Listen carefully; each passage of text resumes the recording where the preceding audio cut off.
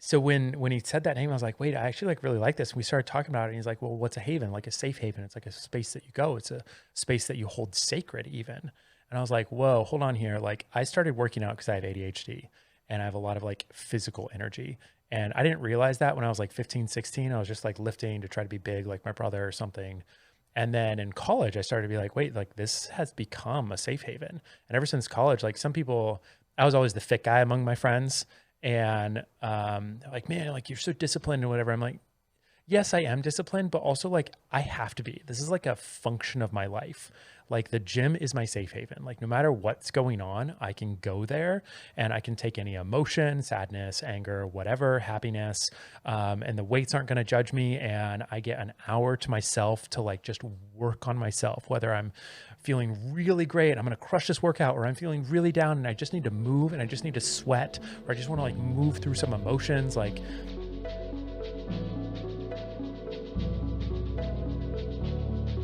what's up, everybody? Welcome back to ALLSMITH, where we explore the journeys of innovative thinkers, game changers, and true visionaries who are shaping the future of wellness, performance, and lifestyle. Today, I'm honored to sit down with Caleb Ulffers, the founder of Haven Athletic, a company that is revolutionizing the way athletes, fitness enthusiasts, and everybody in between organizes and elevates their training experience.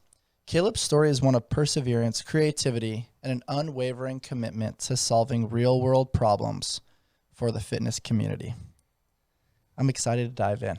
Caleb, welcome to the show, man. Bryce, so stoked to be here. Bro, I've been wanting to do this for a very long time. Yeah. I appreciate you making the trek down from LA. Thank you for sharing your energy with us today, man. Yeah, absolutely. I'm really excited. You have been pursuing this for a minute and I've just been delaying. I'm like, oh, I'm waiting for things. And I was finally just like, let's do this. This is for everybody that I DM on the back end. My parents named me Bryce Smith for a reason, BS. But I'm no bullshit, man. Like I will reach out. Like if I think you are doing something cool, Yeah. I want to connect, and Yeah. I'm gonna poke the bear. I'm gonna shoot you a DM. I'm Confirmed. gonna message you on LinkedIn. Like, I want amazing people to be a part of this experience to storytell, because it's like, dude, what you're doing is not only inspiring to me, but it's like inspiring to so many people out there. And so I just want to squeeze a little bit of juice out of that orange and kind of give the world some of that Caleb orange juice. I love that. I also love inspiring people. I've talked to so many people along this journey. People asked about what I've done or how I do things. And it is like one of my favorite things to be like, oh, I've learned this. Here's what I've learned. If it helps, awesome. And if not, cool. Then like do it a different way. That's totally fine. But like, here's how I figured it out. That's dope. Something that comes to mind for me before we unpack your story a little bit is just everything in life is art to me. The way you speak, the energy you have, what you wear, how you carry yourself, the energy. It's like, dude, you come in with the vibe, right? Like Thanks, the dope jeans. Yeah. You've got some really cool, innovative tattoos that we explored a little bit offline, like jewelry, things that are meaningful to you. Yeah. Incredible necklaces. Like, Thank you. You've got the black tee. It fits well. Like you carry yourself in a way that's like, I don't know, like look good, feel good, play good, to echo Deion Sanders. Yeah. Like where does that kind of come from? Just like having a vibe, having a style, having an aesthetic about yourself, because that bleeds into almost everything that you do. It does so much. It's like a life philosophy of living intentionally. And it's everything from creating products to how I dress, to how I show up, to the energy that I bring. It's like, I don't do anything casually or half-heartedly or, just kind of like, yeah, whatever. It's just like, no, this is how I do things.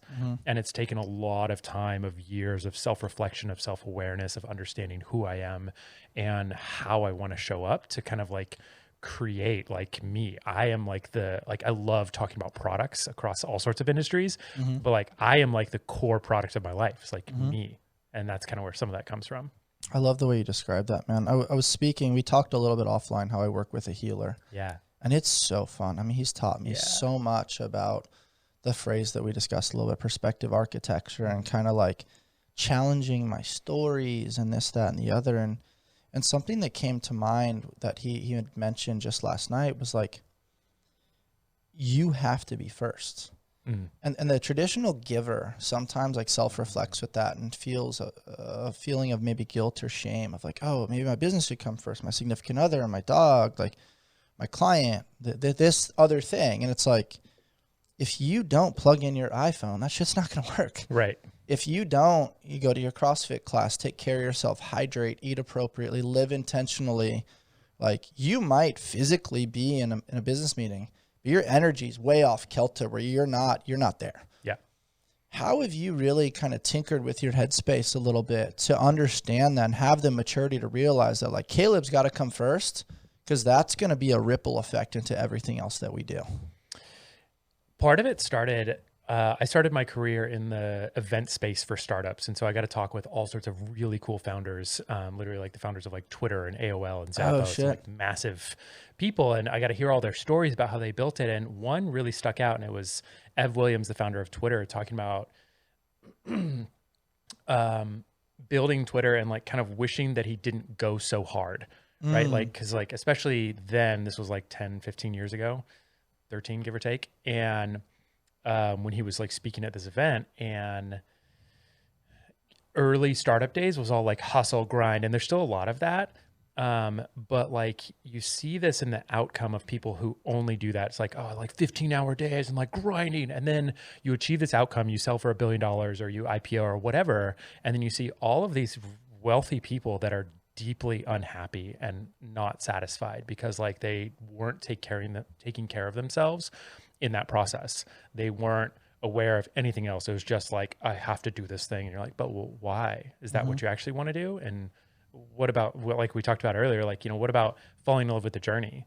And what about like finding happiness along the way? Not just being like, when I do this, I'm going to be happy, but rather than that being like, I'm going to be happy all along. And then I hope this happens. That mindset of like, I'll be happy when is so fucking dangerous. Dude, it's wild. And it's like when I, you know, achieve this level of body fat percentage, when I get the girl, when I make this money, when I get the car, and then hypothetically, when you achieve that, you're like empty because you became so focused on the thing.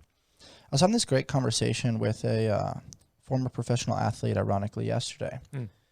And we were talking about the definition of CrossFit right now and the highest level of fitness. And it's just a very interesting dichotomy associated with increased work capacity across broad time and modal domains. You're like, okay, it doesn't say increased fitness work capacity. And I know a lot of people that are so fit, that are in the gym, and their fitness capacity is really high. But the life capacity is very low. Oh, I crushed these 2 WODs and, you know, did accessory work and did my strength sessions and did my warm up and my gymnastics practice. I spent 6 hours in the gym, but now I'm too tired to spend time with my significant other. Now I can't build my business. I can barely walk my dog. I'm limping because my hips are so sore from, you know, X, Y, and Z workout. Is that capacity or is that only fitness capacity? Yeah. And our mutual friend Logan Galbrick and I, who's the owner of Deuce Gym, we talked about this. Do you have fitness or does fitness have you? Whoa. Do you have your business or does your business have you? Yeah. And that's the beautiful thing around metaphorical conversation like this, where it's like, cool, we can have this mutual understanding within the fitness space, but it diffuses into transferable skills into many other arenas. And I think you hit the nail on the head. And we've talked a little bit with Pete from Sisu Sauna, and he's the same way. Of just like, hey man, like I want to take care of me, and that's going to trickle down into my team, our ethos, our mission, and how we execute on the day-to-day of trying to create the world-class saunas. Yeah. No, that 100% rings true. Like, I started discovering various things too as I've tested like what my routine. I'm like a very disciplined. I'm very like structured. I love all of that. But like as I was testing things, I was noticing, oh hey, if you work until 9, 10 p.m., you shut your computer and then you go in bed and then you go to bed, like you start to feel more weighed down. Like me personally, I start to feel more weighed down. I start to feel more stressed. I start to feel more like, oh, I just got to get this stuff done. Like, and then I'm waking up the next day with stress. Like the first thought, like when I wake up in the morning is, oh my gosh, I've got to get this thing done. Like I was just working on it. And so I started like putting more gaps in there, where it's like, okay, now the computer shuts off at 8 at the latest. And then I take at least 2 hours of doing whatever, read a book, you could watch a show. It's not about screen time for me. It's more so just like get away from work. And ever since I started doing that, I started having more space around my thoughts to be like, oh, we're like chill. Hey, it's okay. Like, yeah, I am working hard, or hey, I'm solving a really hard problem, but like doing it and grinding myself into the ground and like just like forcing my head through a wall to solve this problem is making me feel like shit. And the end of that is not a great road to go down, right? Like you keep going down that road for years and then you end up like these people I was talking about where it's like, hey, you achieved an outcome, but like you're fucked. And also like how you treat people changes. You start getting short-sighted because they're not viewing the product as important as you. You've put in so much blood, sweat, and tears, and, you know, maybe they work a 9 to 5 and you're expecting them to over deliver the same way you are, but nobody's going to care about your product as much as you. Right. And I think creating time and space allows for freedom to create. And it's less about, oh, I'm doing this thing to satisfy this ideal customer, and more about like, what problem am I looking to solve? How, like if this was a part of my day-to-day life, which it is for you, Haven Athletic, amazing organizational bag, like you're like, okay, how does this enhance my quality of life? If I wake up in the morning and I make my bed and I'm structured and I'm disciplined with my headspace and my Google Calendar, oh, I can do that with my gear too. Now it's not this clusterfuck worth of things that's now like, I don't know where my wrist straps are. I don't know where my jump rope is. Where's my tape? Where's my BCAAs? Where's my protein? Everything's just a cluster, which anybody out there who's dated a beautiful woman that has an amazing handbag, you've seen them digging in that thing, man. Dude, I mean, the next evolution of Haven Athletic is like a handbag that like organizes all these different things. It's definitely a problem. And like for entrepreneurs out there, like what are you looking to do? You're trying to solve a problem. Yeah, exactly. And there's a lot of problems to solve. And there's a lot of problems to solve with the organization. Like that's definitely a big part of the big vision is like, it's Haven Athletic, or it's Haven for everything. I love that. I love the name too. I love that it's like short, it's efficient. You can grab hold of it. And I want to explore that a little bit later. I want to unpack your headspace a little bit. Where did your journey start? You briefly mentioned a little bit of event planning and connecting with entrepreneurs and the founder of Twitter. But even before that, like what was your relationship like with your parents? How did they instill some of these values where it was just like really creating separation and compartmentalization for organization? Great question. I'm not really sure how much of an impact like my parents had in that. I grew up in a small town, 1,200 people in the middle of Nebraska. And go Cornhuskers. Go Cornhuskers. They sucked. Doesn't matter anymore. And another fun fact, I was homeschooled. Okay. So I was in a town of 1,200 people and I was homeschooled. So it was just a very interesting scenario to grow up in. And it wasn't the best for me. But, you know, I talk about this at length with my siblings and, you know, other people who are kind of like aware. It's like, yo, every kid comes out of their upbringing somewhat fucked up. Like, and I don't hold that against my parents. You know, I'm like, hey, like, yes, I should have been in a school around people. I'm very social. I'm very extroverted. Like I needed that like stimulus. And I didn't get that. And so like, I think that kind of like created some interesting scenarios, and I was the youngest. And so part of being the youngest, I was kind of, I don't want to say like the fuck up, but like, you know, you're the messy one. You get left behind. You haven't like developed as a kid the way your like older siblings have. And so it's like, oh, you're like always making a mess, or like I spilled pop, or like, you know, there's these funny stories that my siblings tell out like at Christmas where it's like, oh, remember that one? I'm like, yeah, I do. We have to keep bringing it up. I get it. Like I was like a messy little kid. I can totally relate, dude. I'm the youngest as well. Yeah. And so I don't know, maybe there's something there where it's like I overcompensated by like overcoming this like, thing. I'd also argue that like as the youngest, you're constantly in pursuit. Yeah. Right. Like I think all of us have this craving for love. And I think the world also like now in a social media culture, like there's attention and validation that probably gets mixed in there somewhere. But it's like when you're the youngest and like, you know, you're a step slow. Yeah. You're not quite the biggest or the strongest. Yeah. You're, you know, making a little bit of a mess. You don't have the answer to the problems, but like you still want to be seen. Yeah. I don't know. You're constantly reaching. You just can't quite get to the countertop yet. Yeah. And I think something to that creates this inner drive of like, oh, I'll show you. 100%. And I think you're describing that to a T. Yeah. Yeah. 100%. That's super cool. And so you're the youngest. You're trying to figure this out. You're kind of navigating things as the youngest sibling. Mm-hmm. How did that kind of foster and shape your headspace a little bit? I think what we were just saying there, like this kind of drive to prove myself. Mm-hmm. And I don't think there was a lot of opportunities to do that in a town of 1,200 people where you're homeschooled, right? It's like it sounds so silly. But I joined a homeschool basketball team like my junior and senior year. Yeah. We weren't that great. The Stewart Eagles, what's up? Stewart Eagles. Yeah. And I tell other people about this and they're like, wait, so like you played other homeschool teams? I'm like, yeah, I did. Yeah. That's and awesome. We were like a low mid-tier team there. But there wasn't a ton of opportunity to kind of prove myself. And so getting out of that, going to university, going to school, part of going to university, I was like, now I'm kind of like, fuck university for most things, like just go figure it out. But part of it was like, I almost kind of wanted to prove that I could do it. Like, mm-hmm. Hey, I can go to school. I can get a degree. I can graduate. I can like do this work. Mm-hmm. I screwed around a lot and almost didn't do it, but then I did it.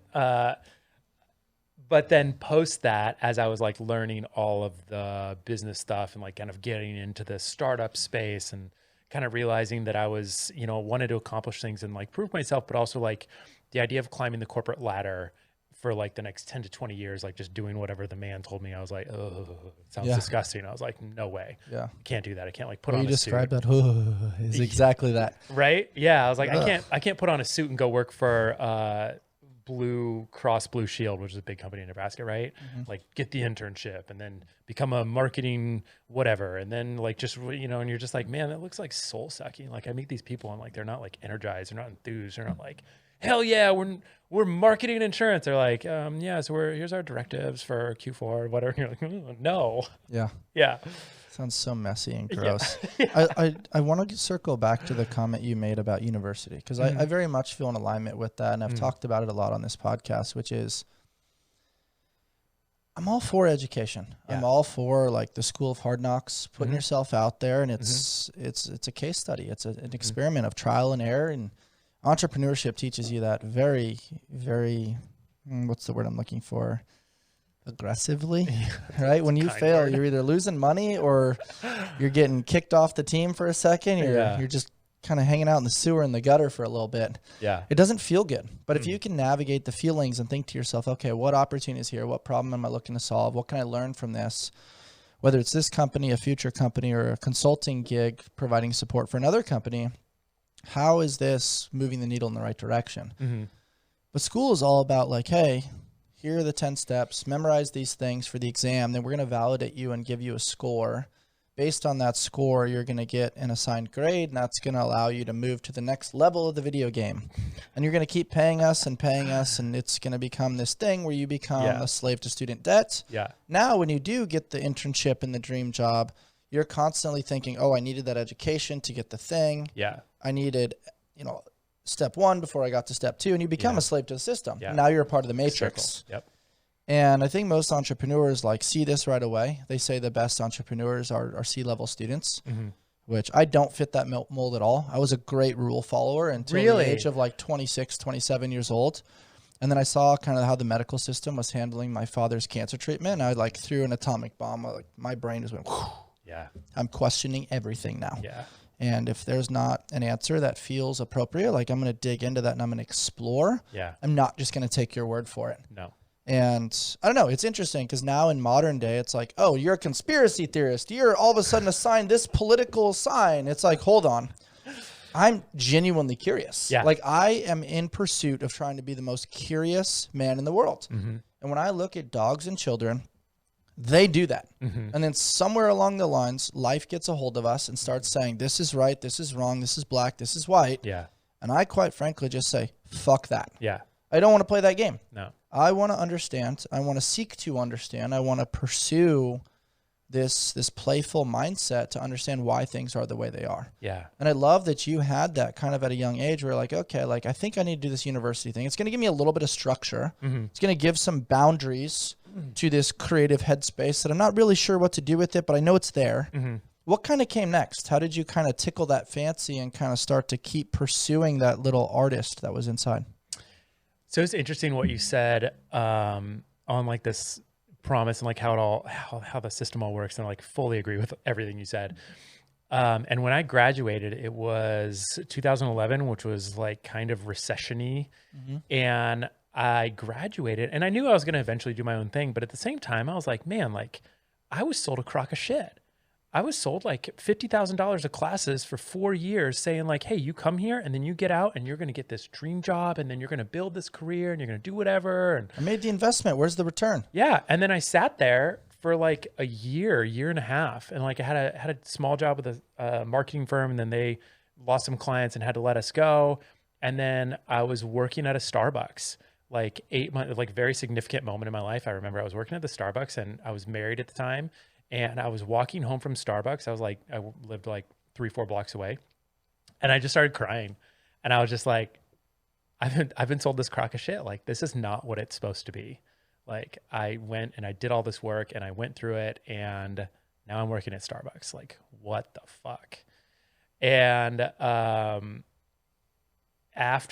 shortly after that, I found an opportunity with this company that was doing news around startups in the Midwest. Basically, it was called Silicon Prairie News. And they were basically saying like, hey, you can start a startup in the Midwest. You don't have to go to the coasts. Oh, that's cool. Yeah. You know, like, hey, with the power of the internet, you can do anything anywhere, basically. And they were really early on that. They were like one of the first like non-Silicon Valley places to start talking about that, which is partly how they got all of these really cool speakers and founders to come, because it was a really early movement being like, hey, like there's places outside Silicon Valley that are doing cool, interesting things. Will you come like share your insights on like how you build companies? That's rad. I love that. Super cool. And so I got a job with them as their speaker manager. They were a news site, and then they ran an event. The event was called Big Omaha. And I ran that for like 4 or 5 years and grew it to its biggest and its best version, which was like 2.5 days, 800 people, speakers like Gary Vaynerchuk and the founder of Zappos. Gary V. Yeah. And all these guys came in for free. They didn't charge us because of this intentional created thing, which was like highly curated community, really good people in an art gallery rather than instead of like a hotel room. At its peak, we did a ton of cool stuff, like some basic things like sponsors didn't have booths. We found other ways to like activate their sponsorship. So you didn't just walk in and get like pieces of paper shoved in your hand from like ugly looking booths. But then like my favorite activation was there's actually a decent food scene in Omaha, Nebraska. And there's a handful of James Beard Award nominees. So people who like been nominated to win a James Beard Award, which is a really big food award. And we got 6 of these chefs to come in and make the lunches for the conferences. Because normally you go into a conference and you get some shitty sandwich with a bag of Lay's from a catering company that tastes like crap. And I was like, what if we flip that on set? Like, what if, you know, which is the whole concept of like design thinking and bringing products to life, is like, you just ask these questions like, what if? Like, what if we could provide a James Beard nominee chef style of food? And then we just started reaching out to these chefs and we're like, hey, like, you know us, like we're pretty well known in the community. Like we're doing really cool stuff with a lot of people. We're bringing people in, like we're bringing a lot of awareness. Like we had national attention on us. And I was like, what if you guys like found a way to make some sort of like really cool lunch option for us? And so we got 6 of them to do it. And we had this like cafeteria style high tier lunch for conference. And it was the coolest thing. And it was freaking delicious. Yeah. If you don't ask, the answer is always no. Exactly. You've got to put it out there. And I think also just, you're giving people also an opportunity for brand awareness. And right, you could be the best at your craft, but if you're sitting in a dark room inside your mom and dad's basement and nobody knows about you, like that kind of sucks. Yeah. Right. Like be able to share your song. I mean, the graveyard is the richest place in the world with songs or food that was never, you know, shared with the world, and creating an opportunity for the likes of Gary Vaynerchuk to try some of those foods. And then he's going to post about it, and then he's going to connect with his friends about it. And it's like all of a sudden now it's this ripple effect and diffusion that now is like creating awareness around people doing really cool things. Yeah. Yeah. And that's how the conference got built, is all that intention and then bringing these speakers in. And then when it came time to find more speakers, we'd be like, hey, Gary, like who else should speak? And they have no problem being like, these 3 people, I'll make the connection for you. I had That's amazing. several people who've spoken on all of the best stages who were just like, that was by far the best conference I've ever been to. That's so cool, man. Super cool. And I'm sure that's bled or transferred for you into influencer marketing around Haven, where it's like, you know, in the beginning, you know, you're trying to figure out how to get your product out there. You're trying to create a vision and ethos, brand awareness. You're trying to get it into people's hands where they can physically play with it. And it's not just this online tutorial that feels in the clouds. Right. And that means you got to position yourself in the right place. It means you got to go to the CrossFit Games. And then in 2023, you guys were the title sponsor along with Noble, the main bag of the CrossFit Games, which is really freaking cool.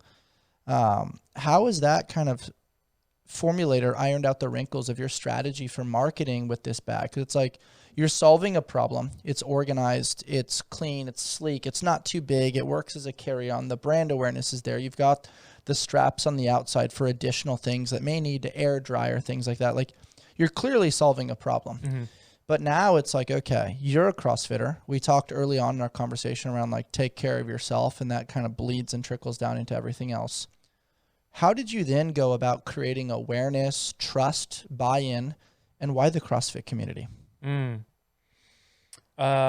started in CrossFit because that's what my sport was. And I had, you know, I'm the guy who gets into something and buys all the gear for it, right? I have no problem admitting that. I'm like, let's do it. The gear guy. It's super fun to buy all the stuff, right? You're like, oh, I'm going to snowboard. I probably need all of these things. You're like, yeah. And so I was in CrossFit and I had, you know, knee sleeves and wrist wraps and wrist hand protectors and thumb tape and the little nubbed guys. And I was like, you know, interested in trying like all the new products. It's Totally. like, yeah, it's really fun. And it's like it's not just fun, but it's also protection. Yeah. Also, Like how funny is it when we've seen the old school memes of just like the scars on the stomach from trying to get your first bar muscle up, the famous hand tears, the rope burn on the shin. And then it's like Haley your Adams' lower back from that one Murph. Yeah, from Murph and doing, you know, the rucking with the backpack. And then you've got like, you know, the issues with wrist wraps and sweat trickling down and chalk everywhere. And like, oh, I just worked out all this time and I kind of should go eat, but I don't want to leave this community conversation. I need like some fuel. I need some BCAAs. I need some protein. Now it's like everything is everywhere all the time. And to like have a place for it. Like is so cool. And like my father was a military guy, so he would always say like, you put things back in the same place, you never have to worry where they are. Exactly. You don't lose things. And then you have access to your gear conveniently when you need it. Right. As opposed to like, where is it? What's going on? And then how that then leads to like brain fog, frustration, being short with somebody. Like, I don't know. I mean, we all know about the 3-2-1. It's like you got the guy. It's like, oh shoot, I was in the bathroom and then I was trying to grab my wrist wraps and couldn't find my knee sleeves and that weight was really heavy, so I need the belt. And it's just like, that sounds exhausting. That sounds cluttered. It sounds messy. And you're like, okay, what if it was like, hey, I knew it was in this pocket, grabbed it, was ready to go, hit the clock. That's a way different energy, dude. Completely. And other bags didn't allow you to do that because there was no organization. And even some bags out there that have some organization, which they're all just like off the rack. There's nothing interesting. There's a few people trying to rip us off, and slightly, it's not a good choice because we have a patent. But the limited organization that there was, it still wasn't enough to be like, hey, I put this right here. It's going to stay there, which is like what we have. It'll start there, but then when you move and shuffle, or there's an airplane, it dances. And early on, we talked a lot about like this whole thing of like organization leads to focus. And my roommate actually runs a business around flow, the concept of flow. He teaches executives how to enter a state of flow and get more done in the first 2 hours of their day than in a normal like 8 to 10 hour day. Multi-million-dollar business, like all science-backed research. And organization has like they've done studies on this, like how it leads to flow and like how interrupting your thought process, especially like high tier athletes, or you're like really in it. And then it's this whole concept, and this is kind of what the concept of the name is too, but it's like you're showing up to the gym, whether you're a professional athlete or you're a busy mom of 3, and you're like, cool, I'm like taking this time out of my day. I'm trying to improve myself. I'm trying to show up. I'm trying to be a little bit better. Maybe I saw in the workout that there's pull-ups and I just got butterflies and it's a set of 20 and I'm going to try to get my first set of 20 unbroken butterfly pull-ups. I'm so fucking stoked. Let's go. And I get in my bag and my hand grips aren't there. And I know that if I do more than 10, I tear every time because I'm gripping the bar wrong or whatever. And you start like trickling down, like spiraling out of control because you're like, fuck, like I took all this time and like I'm showing up, I'm doing the thing, like, and my grips aren't there, and now like I can't do that today. So like, yeah, I'm still gonna have a workout. I'm not gonna like give up or anything, like, but now I'm gonna only do like sets of 5 or whatever, right? Like I'm not gonna go as hard as I could with all this energy that I was bringing into today. And that's just like one small example. And if you extrapolate that over all your stuff, it gets even worse. And then all of a sudden this like thing, this haven in your day where you're like, oh, I'm going to go work out. It's going to feel so good, becomes kind of the opposite. It becomes like stressful. Like the bag is really like a protection around that moment in your day. I love the way you described that, man. That's really cool. And it also just goes to show how like triggers can be huge, right? Like one little thing kind of really trickles down into so many other things. Right. But it also goes the other way. You can spiral down or you can also spiral up. Yeah. So it's like if you do have convenient access to that tool, and then you do get the 20 pull-ups unbroken, then all of a sudden you're seeing measurable progress. You're enhancing your confidence. It's storytelling now that's, you know, great marketing for your gym, great for your coach, great for the community, and so on and so on. Yeah. But even the other ways is cool in my opinion too, of just like, oh, I had this problem previously, and now I've solved this problem. Here's how, here's why. And the greatest source of marketing is word of mouth. Yeah. And I just think it's really cool that like, it wasn't just about like, how do I make money? It was like, how do I honestly help? Yeah. Right. And like, I think in honestly helping people, it's more than just their workout and organized gear. It's like, you're now making better lives. And like, I even think this is a great camera bag, by the way, because there's so many lenses, there's so many different things.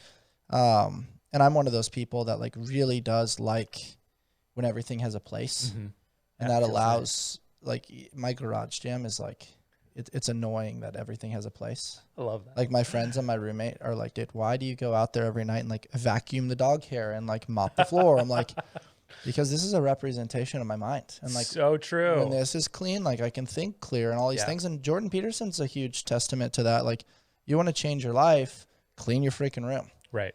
How much does that play in your headspace as to the origination of this bag? And, you know, you've obviously got different iterations of the duffel. You've got different iterations now of the backpack. How much was it like the Jordan Peterson influence, or just the psychology of like, clean your mind, clean your life? Yeah. It wasn't specifically from Jordan Peterson, but that concept started to ring true. There was a moment where my apartment in like 2016 was filled with furniture from college. And I came home and I just felt kind of, you know, just like, you know, you open the door and you're just like, this shitty furniture, like there's no art, like this feels like a college place. And I was just like, man, like home is meh. And my sister, one of my sisters, Hannah, has a really great eye for interior design. She's a hygienist. That's not what she does, but like she's got a great eye. She's like designed several houses that she's lived in, and they always look dope. I'm like, Hannah, your style's sick. And I was like, can you like help me with my house? And she's like, yeah. When you come home, it should feel like, you know? Yeah. And this concept like rang true. I was like, what do you mean? Like that's a thing? And so I worked with her and we bought new furniture, like we spent some cash and bought a rug and like just kind of like cleaned things up. And afterwards I was like, oh my God, I get it now. Like I want to come home. I enjoy coming home. I open that door and stress just falls off me because I'm in love with this space. Yeah. And that was like one of the first really big moments where I was like, man, space has such an impact on external, has such an impact on internal. And I'm still like, you know, with all of this, like I'm a big fan of like, hey, you still got to like master your like inside stuff, like no matter what's happening, like you got to be able to like lock it down. But as much as you can, control those controllables. You know, I had the ability. Controlling your environment is huge. Yeah. And it's not just the space that you're in, it's also the people you choose to spend time with. Right? Like if you don't draw those boundaries and there's just this energetic tethering. Yeah. And that's something that's really interesting to me that I'm excited to explore a little bit with you, which is this concept of like, if I'm in the gym and you walk in the gym, something alerts me of your presence, whether it's a smell, whether it's an energy, whether it's, whatever. It can't really always be explained. We are spiritual beings having this human experience, and there is just an energetic connection. And I think organizing things like really creates alignment for organization around that energy, right? Like, am I supposed to be in founder mode right now? Do I need to be CEO mode? Do I need to be employer? Do I need to be a brother? Do I need to be a significant other? Do I just need to be a guy? And, I think there's an artist. There's so many different hats that you wear as the founder of a company. And if that's not compartmentalized, you're dancing. You're constantly in every arena all the time.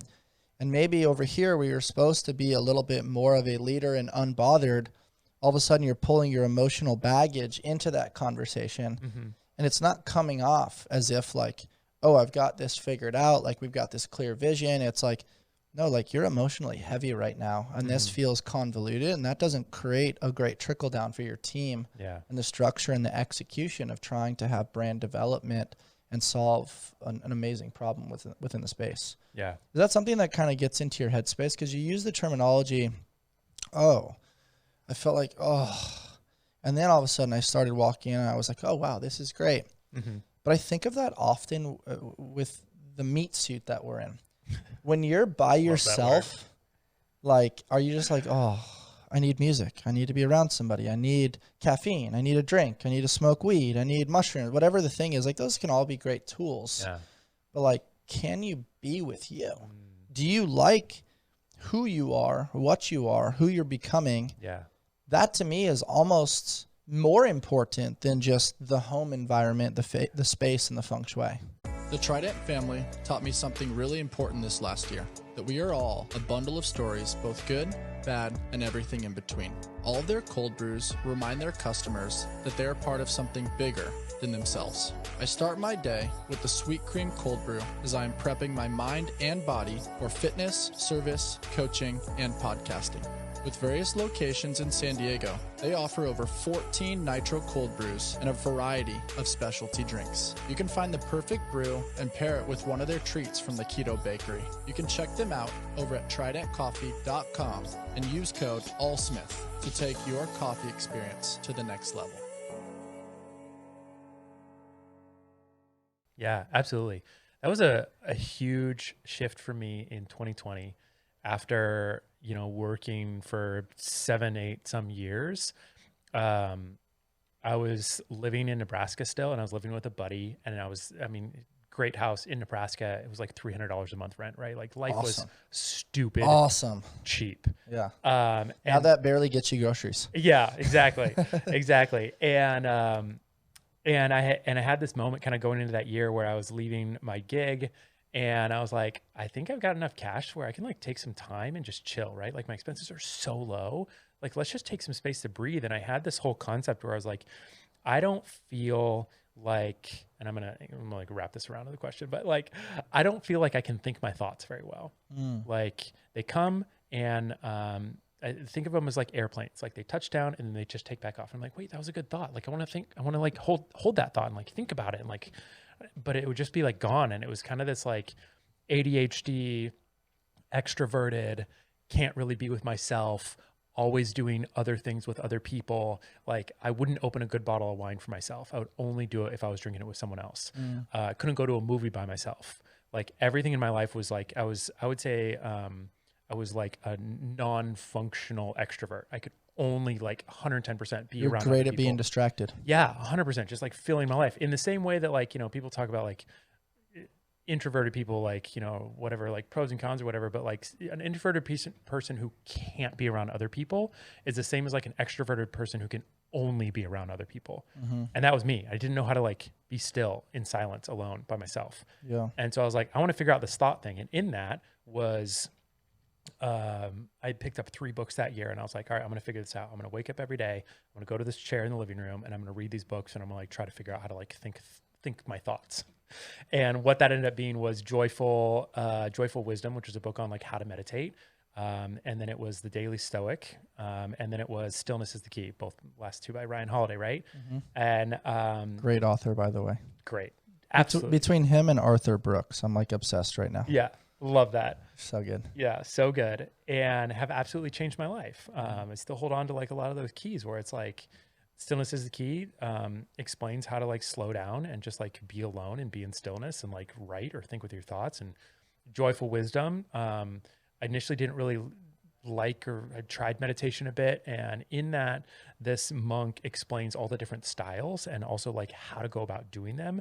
And the one that really stuck with me was object impermanence, which is essentially just staring, which I was like, hey, that sounds cool. I can stare.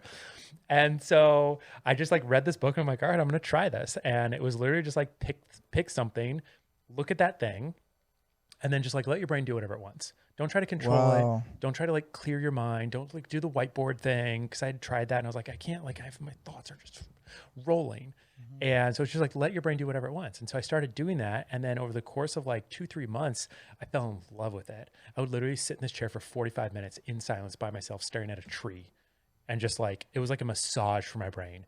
And over this time, like thoughts, like airplanes started to land and park. And then I would just like sit with a thought. And I felt like I wasn't so like, oh, I need people and stimulus and other things in my life. And I fell in love with this whole practice of being alone. And that kind of starts to lead you down these other thoughts of like sitting with yourself and sitting with where you're at and like, what are you doing in your life? And are you happy? And do you know yourself? And has developed into a whole practice of awareness around who am I and what am I here to do? And why am I so now, why am I so curated? Why am I so intentional in what I'm doing and how I'm living?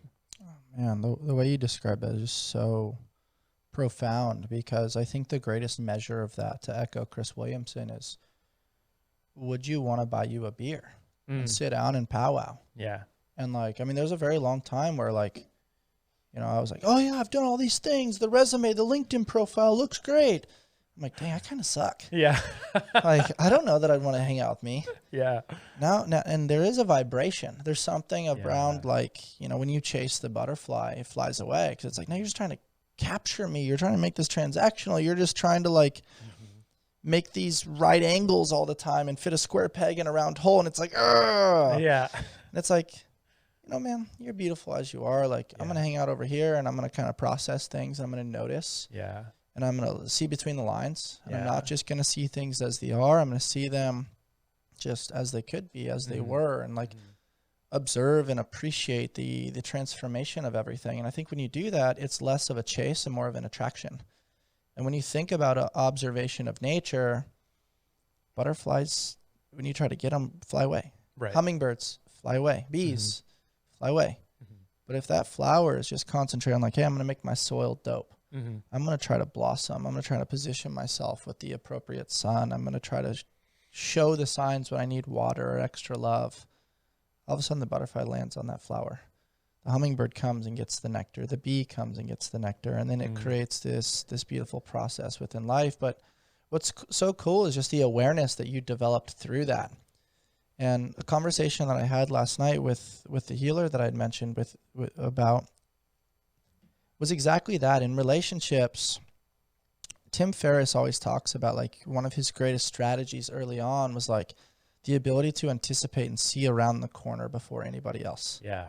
Right? Like he was really early on in the podcast space. Then he started creating books, and then he started creating master classes, and then he started creating summaries of his podcasts and so on and so on. He's got his YouTube Cookin'. He's got that show on Apple that's basically like him trying different things and showing that it's like really cool to be a white belt or a beginner again, and like how that unlocked things into different arenas. Being bad at something helped him get better at the things that he was good at. I thought it was such a cool metaphor. Yeah. But in that, you're constantly anticipating, which is the plane lands and you're already in takeoff. Right. You're never actually just landing and being. Yeah. You're always trying to do. Yeah. And I think that's partially because the world provides love and validation for action. Yeah. And I'm not saying that you should always live in the land of inaction. Right. You definitely have to perform. You have to produce. Yeah. But not all the time. Yeah.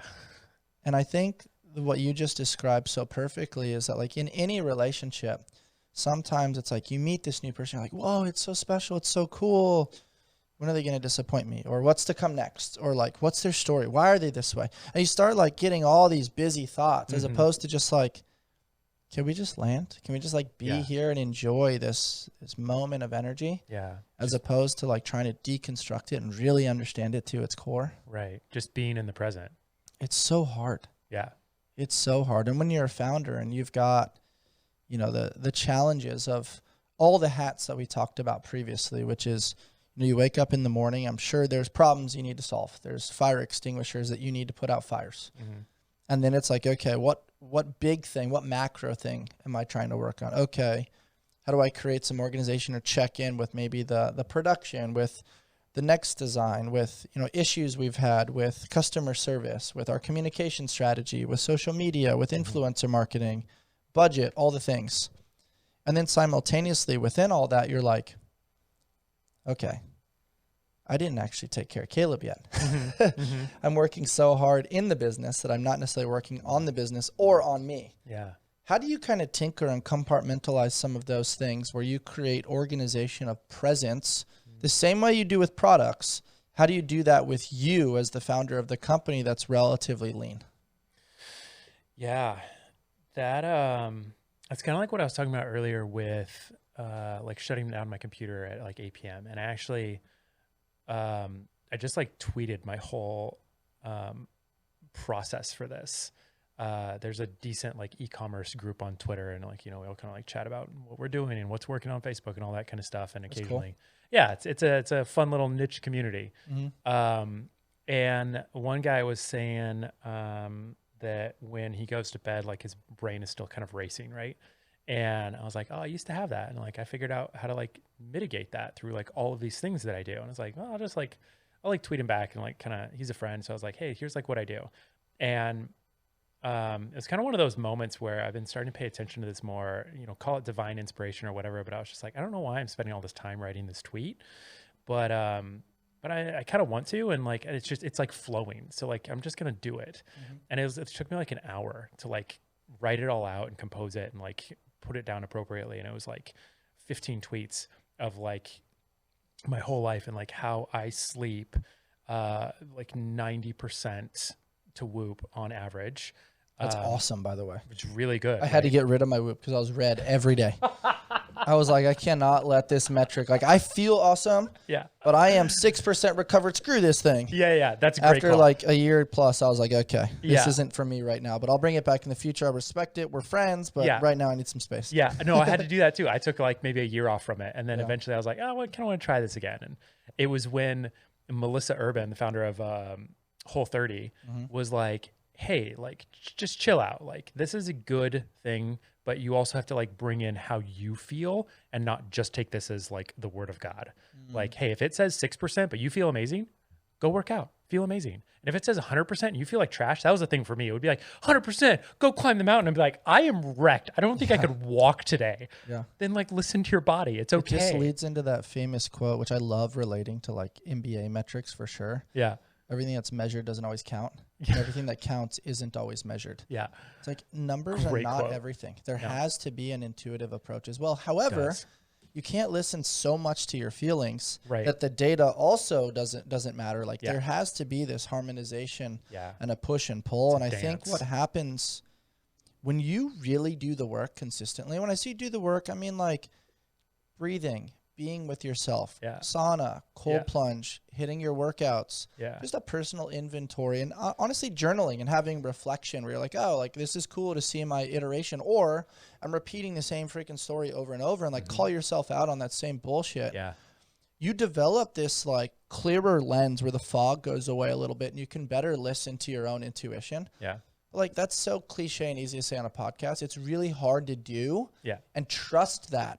That is a relationship with you that's fostered over the course of trial and error for sure. It is easy to talk about, but then once you start doing it, and this is why I asked you about it earlier, because like once you start doing it, you recognize the energy signature of other people who are doing it. I love that. The energy signature. That's cool. Like you walked in the room and I was like, whoa, you have a presence, and it's really cool, and it's soft, and it's sweet, and it's curious, and it's intentional. And then we started chatting, and I'm like, oh, this guy fucks. I like this guy. We're cut from the same cloth. Hell yeah, man. That's so cool, man. So as you started navigating that tweet, oh yeah, like how did that kind of curate your headspace and kind of create some value for your friend? Yeah, so it's super cool. So I just started writing it. I was just like, I don't know why I'm spending so much time, but like I'm just gonna roll with this. And so I just wrote out my entire world of how I do this, and the sleeping, and how I like.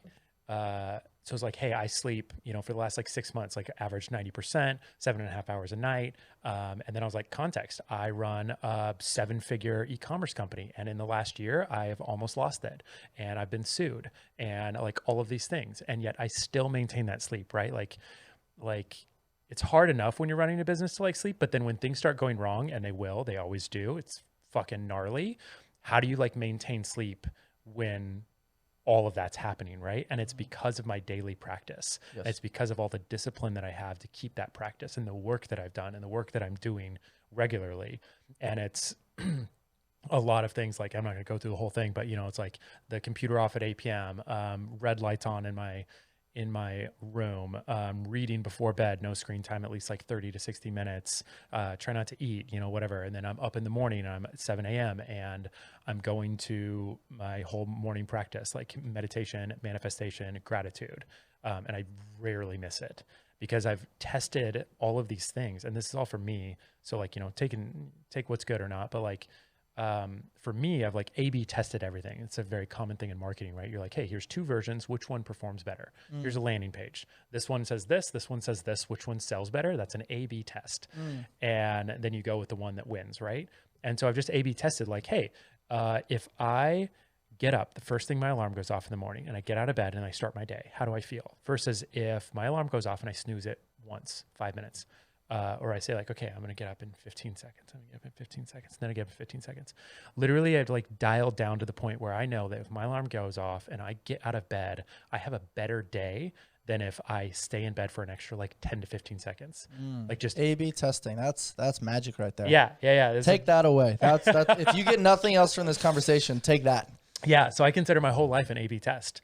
It's just like keep testing and trying. Like, hey, if an influencer or a biohacker or your best friend is like, hey, you got to do this, you're like, okay, I'll try it. And if I feel better, or if it has made a difference in my life, like some people shit on AG1 and they're like, oh, it doesn't have all the right ingredients, blah, blah. It's not like it's blah, blah. And I'm like, okay, well, I took it and I pooped better and I had more clarity in my life without coffee. So I'm going to keep taking it. I 100% love the way you said that, because we're stepping over hundreds to pick up pennies. Yeah. Right? Like, whether the ingredient profile is perfect to, the gut health and the research, which is probably fabricated by some sort of pharmaceutical company or somebody trying to make money. I mean, at the end of the day, for research to work, it typically needs funding. And that funding is typically influenced in some capacity. And so I do think the A/B test is a great way to tinker with feeling and like you said, digestion. Are you pooping better? And more importantly, you're getting hydration into your system first thing in the morning, as opposed to going straight to the phone, smashing 200 milligrams of caffeine. Now you're anxious.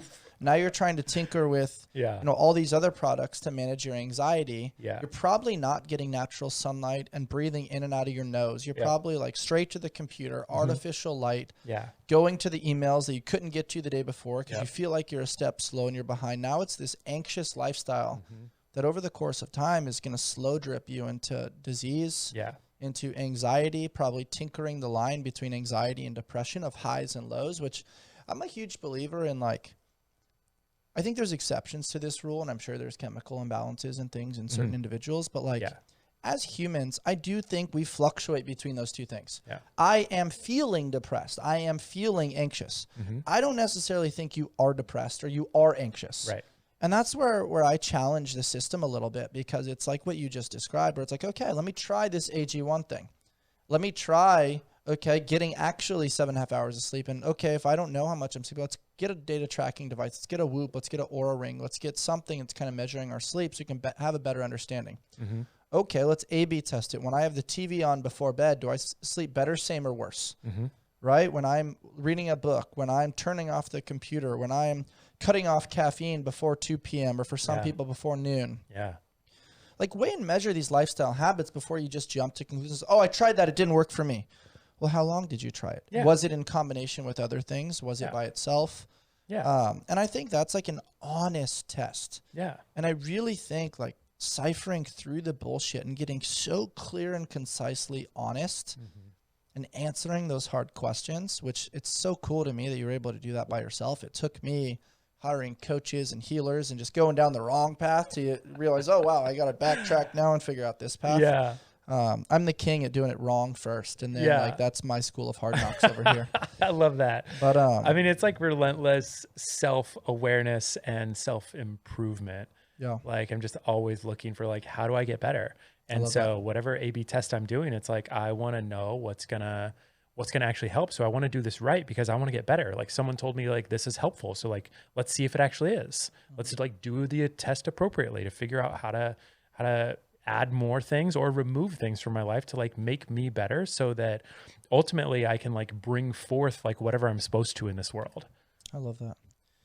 There's something I wrote down here that I think relates to what we're talking about right now, and that's small hinges swing big doors. And what I'm curious about is, how are some of the small intentional habits of Haven and their design and your lifestyle and your leadership style, how does that kind of contribute to a better training experience and a better life experience for your consumers? Good question. Also, to wrap up the tweet, I finished it all and I posted out there. I'm like, hopefully it helps. A day later, it had 500,000 views. Holy shit. And I was like, that's cool. My most viral tweet ever. And I was like, clearly it resonated. Clearly, like, a lot of people were like, oh my God, this is awesome. I'm going to try and test some of these things. It was also honest. And it was honest. Yeah. It was just authentic. like, here it is. It's like, here are the things that are working for me. Yeah. And I'm sure it helps, like, to kind of tinker with like proof of concept of like, oh, he really does have a 7-figure business. Oh, this thing is really true. Like, obviously people are going to grab hold of that, and that's going to create reputability a little bit. Yeah. But then simultaneously it was like, hey, before any of that, like, I'm just a guy. Yeah. I'm still a human being. And if I don't take care of myself, then like, I'm not a 7-figure business. I was a 7-figure business that then got attacked by legalities and all the different nuances that come with creating a really successful business. Yeah. Yeah, exactly. Yeah, that's so cool. I'm glad you took the time to actually do that. And also it was contribution and service. Yeah. Which I think sometimes gets lost. It's like, make it about me, rah. Right. And I think decreasing that dosage of narcissism and really making it like, hey, it's about how can I help serve you? Right. That's so cool. Right. And learning to listen to kind of what we were saying earlier too, like learning to listen to intuition or that like voice or whatever it is. And like, for whatever reason, I was just like, I kind of want to like tell this guy my whole thing. Yeah. Like, it seems kind of stupid. It seems like kind of a waste of time to like write this out for like an hour on a freaking also tweet. The fact that you have to separate it because of the character limit. You're like, fuck, I got to stop this. I'm not interrupted. Yeah. What's the right amount of characters for each one? Like, yeah, totally. Yeah. That's awesome, man. I'm really pumped for you. That's really cool. I'll have to dive in and definitely check that out. Yeah, it was cool. But it relates to kind of what you're saying too, like small Mm-hmm. hinges swing big doors. And it's, all of those things are like little things in my life. Like my roommate asked me once, like, why I clean up dishes. I like to tidy. I like to keep the house very tidy. He's like, you know, what is it about that? And I was like, oh, it's mostly selfish. Cause like, I like a tidy space, but also it's the opportunity to introduce discipline into my life regularly throughout the day. You can leave the plate in the dish or in the sink, or you can put the plate in the dishwasher. It takes 5 seconds to put the plate in the dishwasher. And the only reason you're not doing it is because you're being a little bitch. I don't know if I can say that, but no, totally. I think it's exactly that. And it's like John Wooden talks about it. If not now, then when? Oh, yes. Right. Like it's just you're going to end up doing it later, or you're making your problem somebody else's later. Yeah. And that's also inappropriate and unacceptable if you are trying to be a high performer. Yeah. And I think the way you're talking about that is very crucial. And also it creates an ambiance and an experience for anybody that enters the house. And I'm a huge believer in wanting to be very contributory, maybe is the right word, or like sharing of my space. Like I want my doors to be open. Yeah. I don't want it to be where like people can't pop in and be like, hey, hold on, let me clean the house, let me fold the blankets, let me do the laundry. It's like, if you stay ready, you don't have to get ready. Exactly. Come over at any time. And like you're creating an energy and a vibration around like, hey, yeah, I'm creating this thing. and I'm trying to build it and I'm trying to scale it and I'm trying to solve problems. But I also want this to be a safe space for friends, family, anybody in between, for us to share and elaborate. Because it's like you can't create unless you're having a human experience. Right. If you're so much in the weeds and you're not actually going out there to put one foot in front of the other and have boots on the ground, the creation process isn't there. Like if you don't go into a CrossFit gym and you're not seeing what other people are experiencing and you're not having conversations with some of your sponsored athletes like Danielle Brandon and some of these other people, you're not getting that experiential, like I'm doing the thing every day and this like proof of concept, battle tested experiential storytelling that's then going to diffuse into your marketing, into your products, and into you. Yeah. Yeah. You got to be about it. Totally. Let's talk about the name, man. How did you curate the name? Was there another name first? And then how did that transition into like brand development and funding? The name, man, we struggled with it for, I don't know, like 6 months or so as we were developing it. So it took like 2 years to develop, which is a whole other story. But the name, I was like, I don't know, it's like OG organized, OG bags. And I was just like, nothing was like inspiring. I was like, it's lame. Like all the other names out there are kind of lame. And then one of my co-founders who's like done a lot of like brand design work at one point was like, hey guys, I've got a couple of like off the wall ones. And one of them was Haven. And I was like, oh, I kind of like it. And at the time, and this is also reflected in a lot of things that we've done, like with our CrossFit booth design and a bunch of other things, was a lot of fitness, especially like bro fitness and like regular gym fitness is like black and red, like lightning bolts and like rah. Yeah, exactly. And you're just like hardcore fitness, like, yeah. And I was like, I want to come at it from a little bit of like a softer, like more holistic space. I like that. Yeah. Especially because like thinking about this concept of organization and focus, like we're not just being like, hey, take some NO2 and get like your blood pumping so you can go put up the biggest set ever.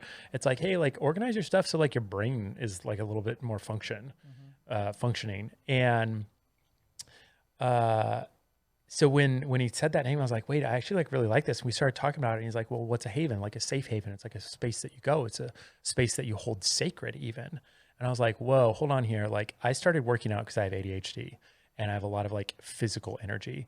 And I didn't realize that when I was like 15, 16, I was just like lifting to try to be big like my brother or something. And then in college, I started to be like, wait, like this has become a safe haven. And ever since college, like some people, I was always the fit guy among my friends. And like, man, like you're so disciplined or whatever. I'm like, yes, I am disciplined, but also like I have to be. This is like a function of my life.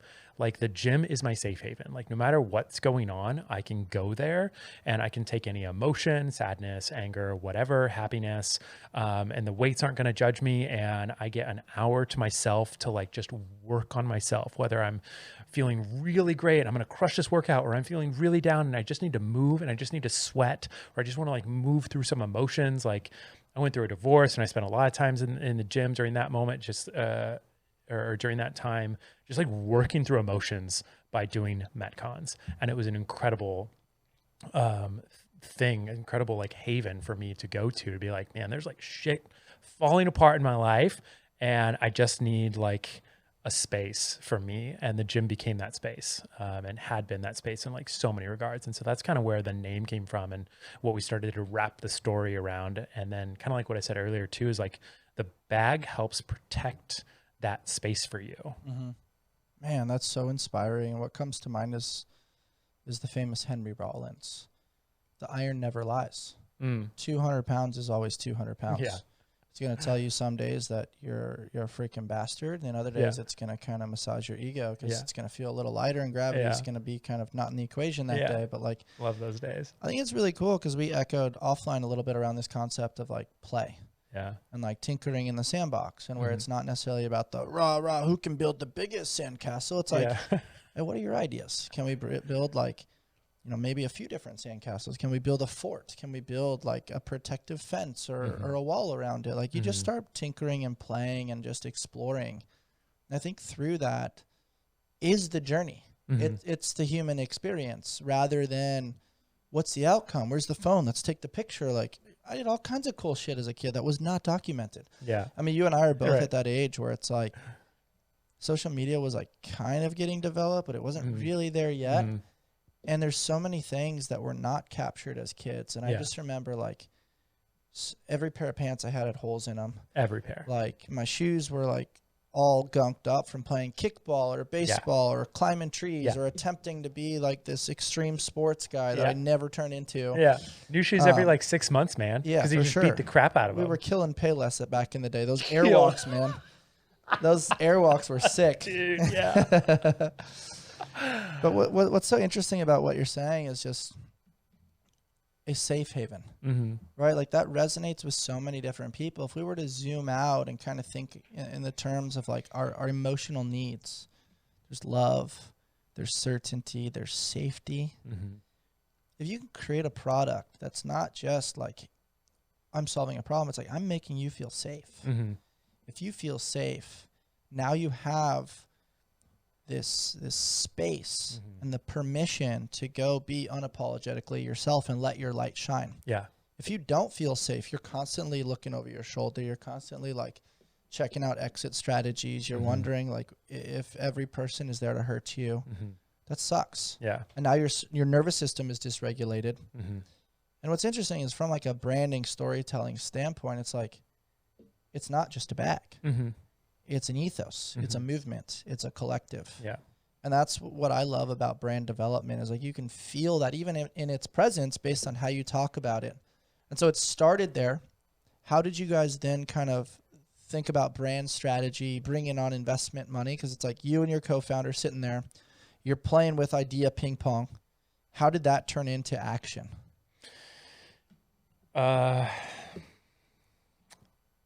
Good question. So this was like 2016, 2017. I had the first idea, and then it was like, all right, how do we do this? Like I'm coming from the tech world. I had built a software company, I built a services company. Before that was all the event stuff. And I was like, this is really interesting. I want to solve this problem. Why is no one solving this problem? And so we went through the whole process of like, throughout the companies that I've built, this concept of design thinking, which is essentially just like, rather than like, oh, I have this idea, I'm going to build it, I'm going to put it out in the world and see if anyone wants to buy it. You say like, hey, I have a problem. Does anyone else have this problem? Okay, people have this problem. What's the solution for the problem?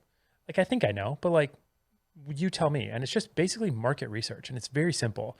And I taught Fortune 500s how to do this. Like I was sitting in a class with CVS, teaching them how to create a product for their internal legal team. And it was the 5th team that had been working on this problem. And I was like, hey, so what's the problem? They're like, oh, the legal team needs this. And I was like, okay, interesting. Have you talked to the legal team? They're like, no, we just got this memo. And I was like, interesting. Do you think there's a correlation between you being the 5th team to work on this and the product still not working and you not talking to them? Do you think there's a connection there? And turns out that's like the whole concept of design thinking, or lean startup is another kind of portion of that, where you essentially just like talk to people and then just keep talking to people. Find out what their problems are. Can be solved by a simple conversation. Literally, yeah. Find out what their problems are and then create the solution and then bring it back to them. And so I was like, all right, I think I know how to do this, but like I want to validate. So, hey, what? And also like asking the right question, not like, hey man, you hate your gym bag, don't you? Yeah, you want a new one? Do you think organization would solve it? And you're like, that's inappropriate market research. Yeah. And so instead you say like, hey, what does everyone think of their gym bag? And everyone tells you it sucks. Like, I don't know why no one makes a good one. Like it's my high school bag, or it's a Nike bag, or it's a cheap Amazon thing. And so like, okay, cool. Like, what do you not like about it? And then I'm like, oh, it's a mess. Like the side zone, and I have to like flap the top away, and like my stuff's jumbled, and I like lose it, and I leave it places. And you're like, okay, cool. So, so I'm going to look like some ideas to fix that problem. How do we fix that problem? Not just like, okay, cool, organization to fix that, right? You're like, no, back up. What solves those problems? And so you think through all those problems, and then you come up with your solutions. You're like, okay, I think organization does fix it. So you draw it up and then you bring it back to them. You're like, hey, Bryce, what do you think about this design? Do you think this would solve your problem? You're like, oh, that would, but I don't like that. That would just get in the way. Like that's not helpful. And you're like, oh, cool. So then you go back and you redesign it, and you basically just repeat this process until you come up with a thing where someone's like, whoa, that's it, man. I would pay you for that. You're like, okay, cool. Will you pay me for it? I'm about to launch it, which is how we launched the company without any other capital. So we figured out how to manufacture it, which that's a whole nother story too, in the process of like talking to people, coming up with the design, finding a factory, figuring out how to manufacture it, and then selling it to people. But for the sake of this specific story, it's like, once you have the design, then like validate it by getting money from strangers on the internet. And with other products, you can shorten that timeline a bit. Noah Kagan is a great entrepreneur that we had speak. He runs sumo.com, which is like a bunch of like tools for internet entrepreneurs. And he has this whole thing, creating a business in 72 hours. Oh, that's dope. Yeah. And it's a great practice. It's a great thought practice for like bringing a business to life, where he was like, okay, what am I going to do? I can't use any of my connections because he's got a ton of connections. I'm going to try to do this to teach other people how you can do it. And all you have to do is like create value and then sell it and get people to buy it, even if you can't fulfill it. And then afterwards you email them if they bought this thing and you're like, hey, actually this doesn't exist, but I can refund you, or I'm actually going to be building this over the next 6 weeks. If you want, I'll give you a 20% discount if you let me keep your money. So he did this with just like a simple jerky business. He's like, I love beef jerky. I bet offices would love snacks of beef jerky. And I bet people would love the opportunity to try beef jerky from like mom and pop shops around Texas that don't have awareness or marketing or location in stores. And so before he did all of the work, before he created a business, before he talked to these mom and pops, he was just like, put up a website and made calls to offices and said like, hey, if I could get you, X amount of jerky once a month, would you buy it? And they're like, yeah. I'm like, sweet. So then you put them up on a website, send it to the website, like, okay, cool. Like, here, you can buy it. And then at the end of the weekend, he had sold over $1,000 of beef jerky, and then went through that process of like, okay, this is actually like a viable business. I'm going to bring this to light because like it sounds fun. So I'm going to email everyone and be like, hey, I actually don't have this ready quite yet, so I can refund you, or I'll give you 20% if you hang on until 6 weeks when I do have it ready. And it's a great way to validate an idea by getting cash, which is what we did from the idea. After figuring out how to manufacture it and create it, we put it on the website and we're like, hey, here's this bag. It's really expensive. At the time, it was only $150. This was back in 2020. We launched, there's so many stories here, man. We launched during COVID lockdowns. And I was like, if people are going to buy an expensive gym bag when they're locked in their house, like, I feel like that's validation. So we're like, here's this bag. It's $150. It was like the most expensive bag on the market at the time. And also it's going to take 8 months to get to your house because we have to like raise this money, and then we have to go to the factory and order it. And then it's going to take 3 months for the factory to manufacture it and a month to ship it here. Here it is if you want to buy it. It's almost like you did Kickstarter without Kickstarter. We did Kickstarter without Kickstarter. And that way you didn't have to give them a cut, but you also like validated your idea. Yeah. Because of the trial and error. And, I'm really excited to understand like manufacturing and product design. And like, I'm sure you guys had to travel and feel different textures, and you probably bought a bunch of other bags. Yeah. How'd you navigate that? Right. Like the headspace of fundraising where you're like, okay, we've asked the right questions.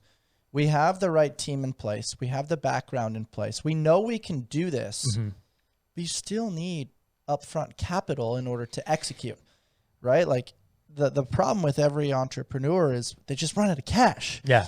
So like, how did you kind of play with that and manage the uncertainty of that? Like, you're smiling right now because you're like, dude, if you only knew. If you only knew. Like, but it's also like exciting because it's like your game was almost like what the Navy SEALs say, like, just make it to your next meal. Yeah.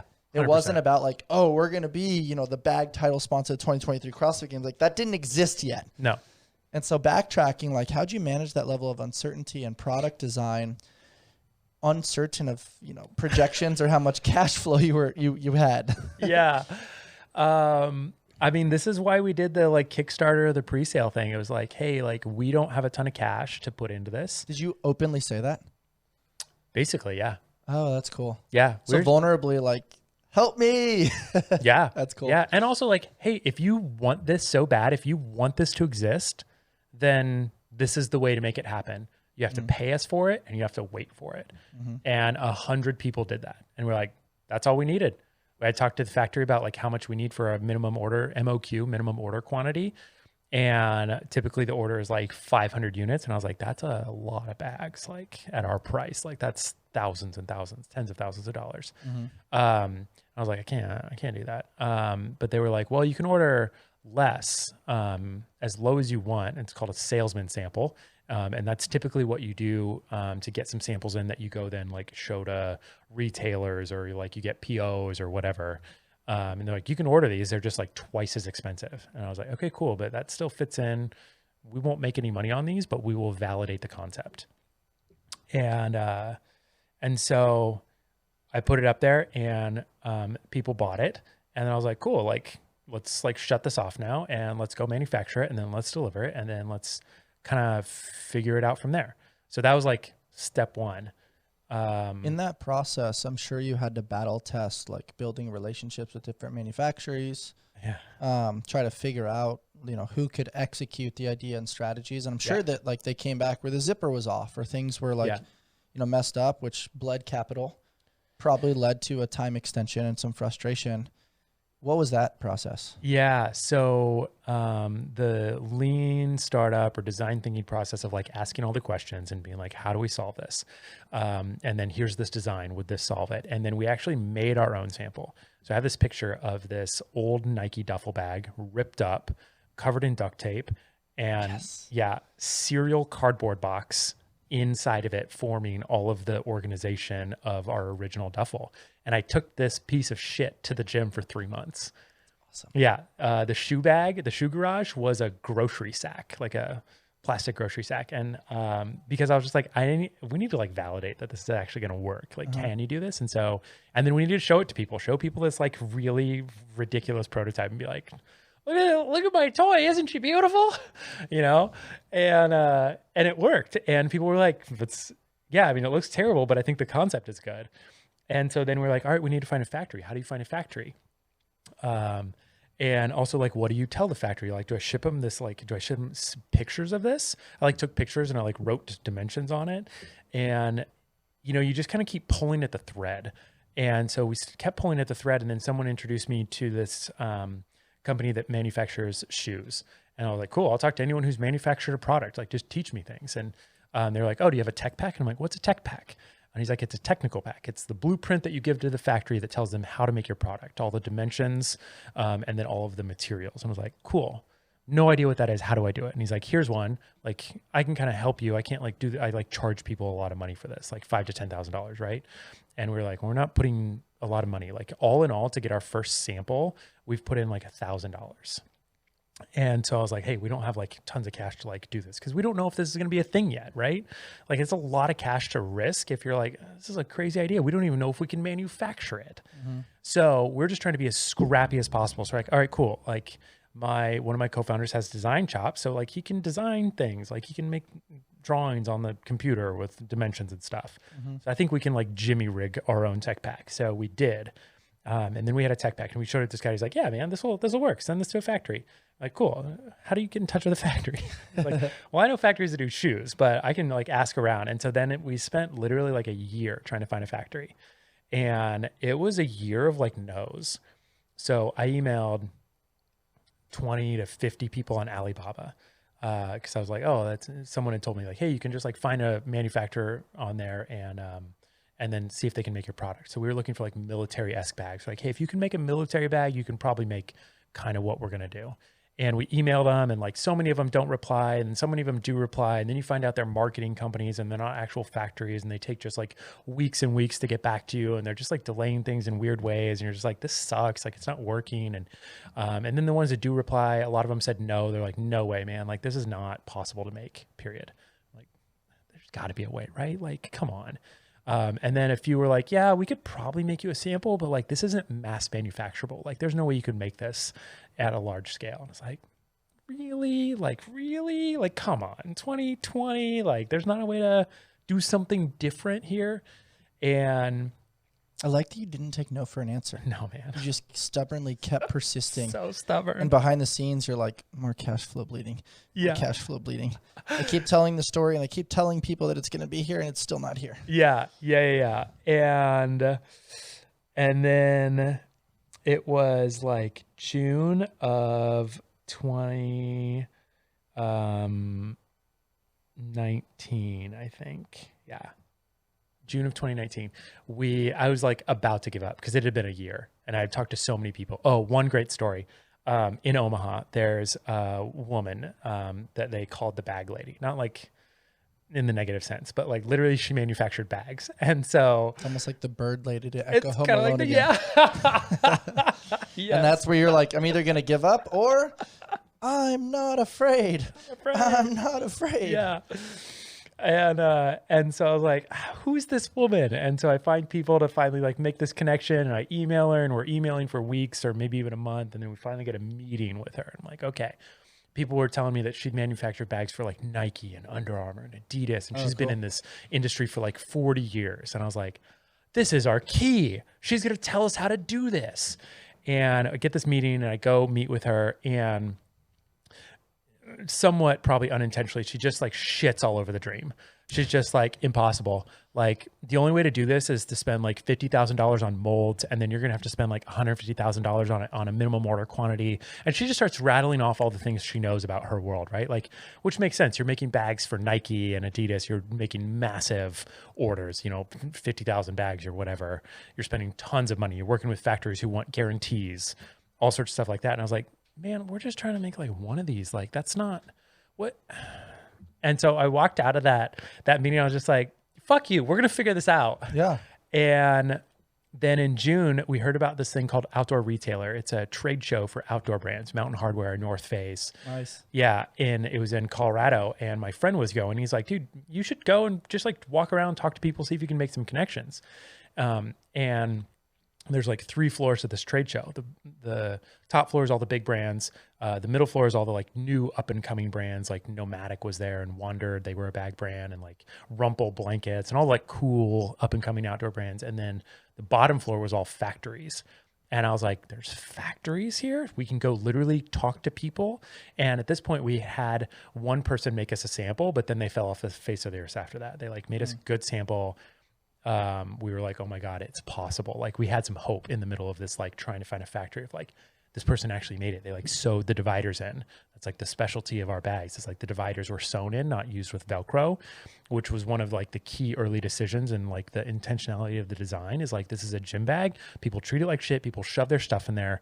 And if you have Velcro, you're going to like, eventually those connections of those dividers, there's a bag out there now that has this, they're not going to last. And also, what's in your gym bag? Powders, sweaty stuff, and also nylons and polyesters, which snag. It's going to, all of this is just like a negative, like there's bags out there that have this, and I'm just like, cool, you can buy that, but it's going to suck. It's going to be a bad experience. It's not world class. And so I was like, it has to be sewn in. It has to be super gnarly, bomb-proof, and durable. And so we go to this trade show, and we're talking to people, and I meet with these factories, and a few of them are like, I think we can try to make this. And we ended up talking to them for, a few weeks after, and then they kind of drop off the face of the earth. But there was one company there called Peak Design. They make camera bags.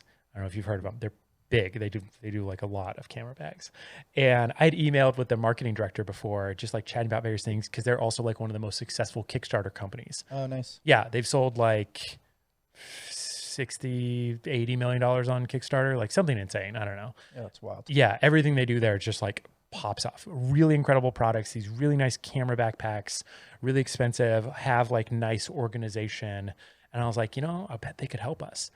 And so we meet them there, and I meet like a couple people. I'm like, I've emailed with this person and this person. Like, thanks for the help. Like, great to make this connection. And they were launching this climate neutral thing. And I was like, like, we'd love to be like a part of this sustainability initiative. And like, how do we sign up? And so we're like chatting with them. And then at some point in the conversation over the next couple of weeks, I was like, we were just chatting about stuff, and like, thanks so much. Like, we're stoked to have you on. Like, is there anything else you need help with? And I was like, actually, we're looking for a factory. And they were like, like, we can introduce you to ours. And that's the factory that we've basically worked with for the last 4 years. That's so rad. Isn't that wild? That's so wild. And it also just goes to show that like you weren't discouraged by that early on conversation. Like you had. I probably was a little bit, but obviously, but like it didn't make you stop. Right. Right. It almost like lit a fire under your ass of like, hey, we have proof of concept already. Yeah. This is fucking possible. Yeah. Now we just need to find a will and a way and a little bit of somebody believes in this little sparkle in our eye. Yeah. That it can grow into something. And I think that is the key, right? It's like consistently time and time again, just taking that no and being like, let's add a T, a space, and yet, not yet. Yeah. And I think there's something to that is so motivational and inspirational. Like entrepreneur, it sounds so cool. I work for myself. I do the thing. And like people love the quote of like, don't do it. Yeah, right. People love the quote like, when you love what you do, you never work a day in your life. It's like, actually, you work nonstop. Yeah. Like I work way more now with ALLSMITH than I ever did. Yeah. With Invictus. It's like there's so many rhymes and rhythms and things that need to get done and problems that need to be solved.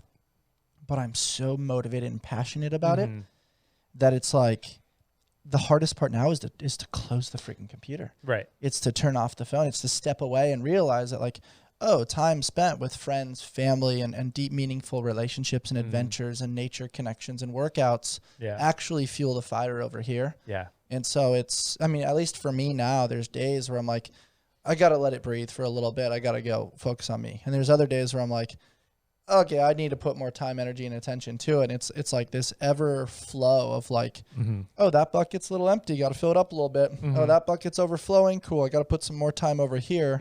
You're constantly evaluating and reevaluating and then trying to share the vision, the ethos with other folks. And sometimes people are like, dude, that's super cool. And other people are like, why would you do that? It seems like such a waste of time. Yeah. Like, why are you doing this thing? Like, you're an idiot. Like, why don't you just go get a 9-to-5 that has security and benefits and, you know, a traditional W-2 so you can live the American dream and have the white picket fence. And I'm like, no. Yeah, totally. So you get the manufacturer. Yeah.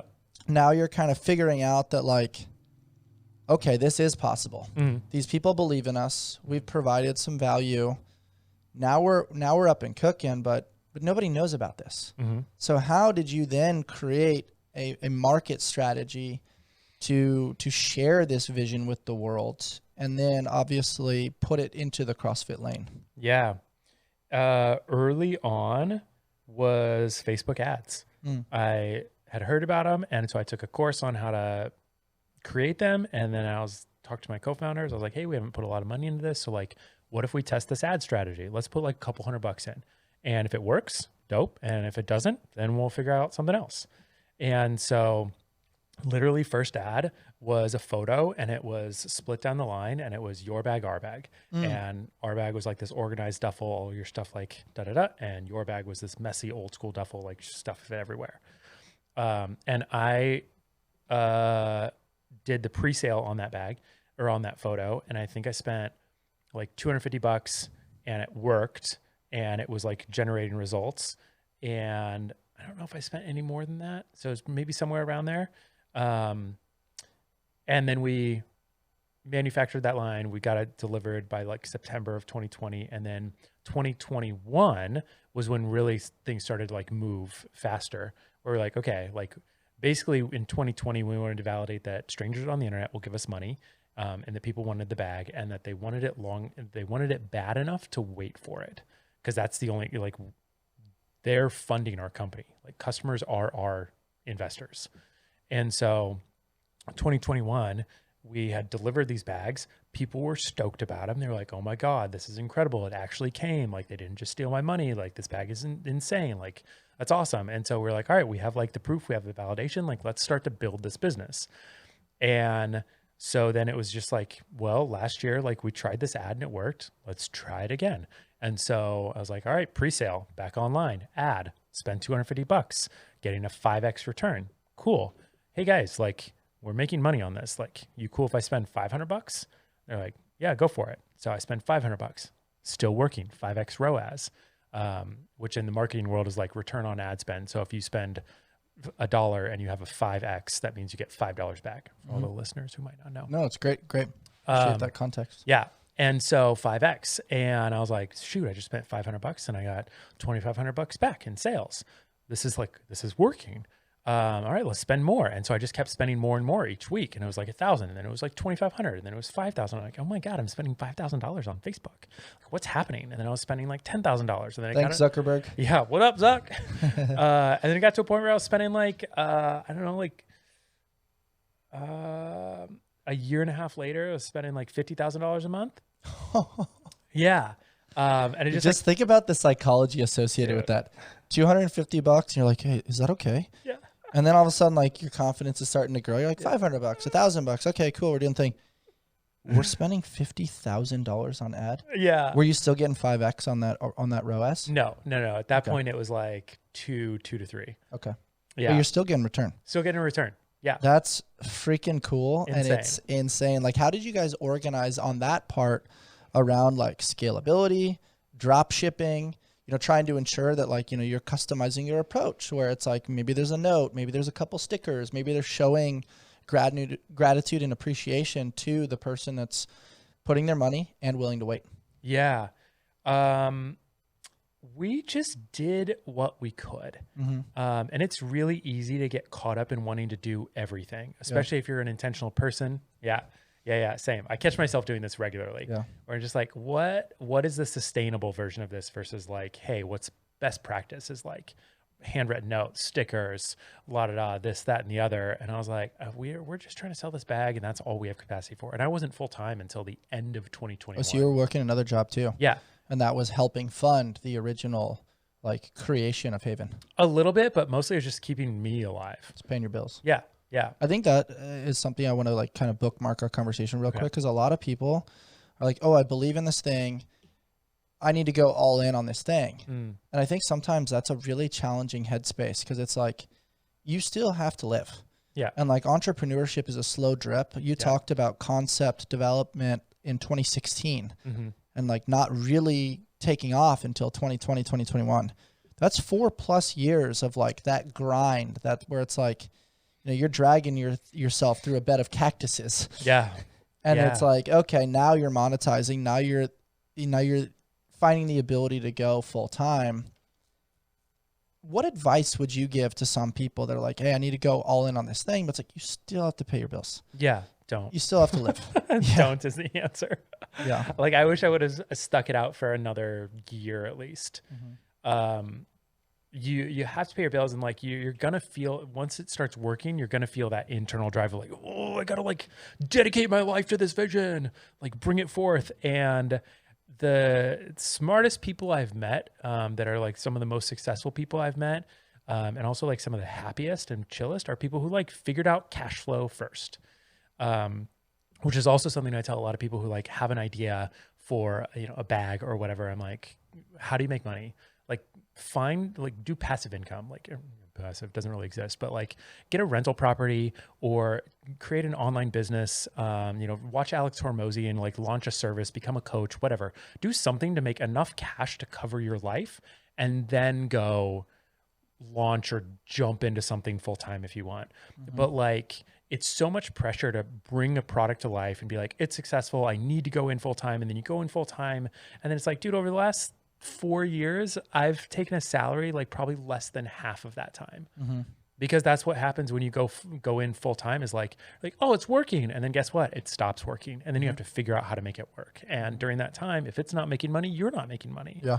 Or like the business comes first. So if you're like, oh, what do? Do we pay our Shopify bill that's like hosting our website and allowing customers to buy our product? Or do I pay for my rent? And you're like, well, I have to pay for Shopify. I'll figure out rent, I guess, and it just puts a lot of pressure on it. It really does. And I'm so happy that you mentioned that, because free is the way to be. Life beats us up a bit and causes some bumps and bruises, but that doesn't mean we have to stay on the sidelines. This is why we've partnered with Kinyan Labs. Get back to doing what you love with this incredible portable device designed to get you back in the game. Kinyan is on a mission to move people from pain to possible with their top-rated red light therapy and laser solution, which tackles inflammation along with muscle and joint pain quickly and effectively. What I love is that it's portable and rechargeable, making it easy to actually incorporate into my everyday life consistently. It's small and lightweight, so you can throw it in your gym bag or work bag, or even an overnighter. Kinyan's lasers and LED combo make this cutting-edge device extremely versatile for use with general aches and pains, as well as chronic back pain, arthritis, post-surgery recovery, endometriosis, and more. This has been an amazing tool keeping my elbows and knees pain-free for pressing, pulling, and squatting in the gym. Great tools like the Move Plus give me the freedom and flexibility to continue living life on my terms, without limitations.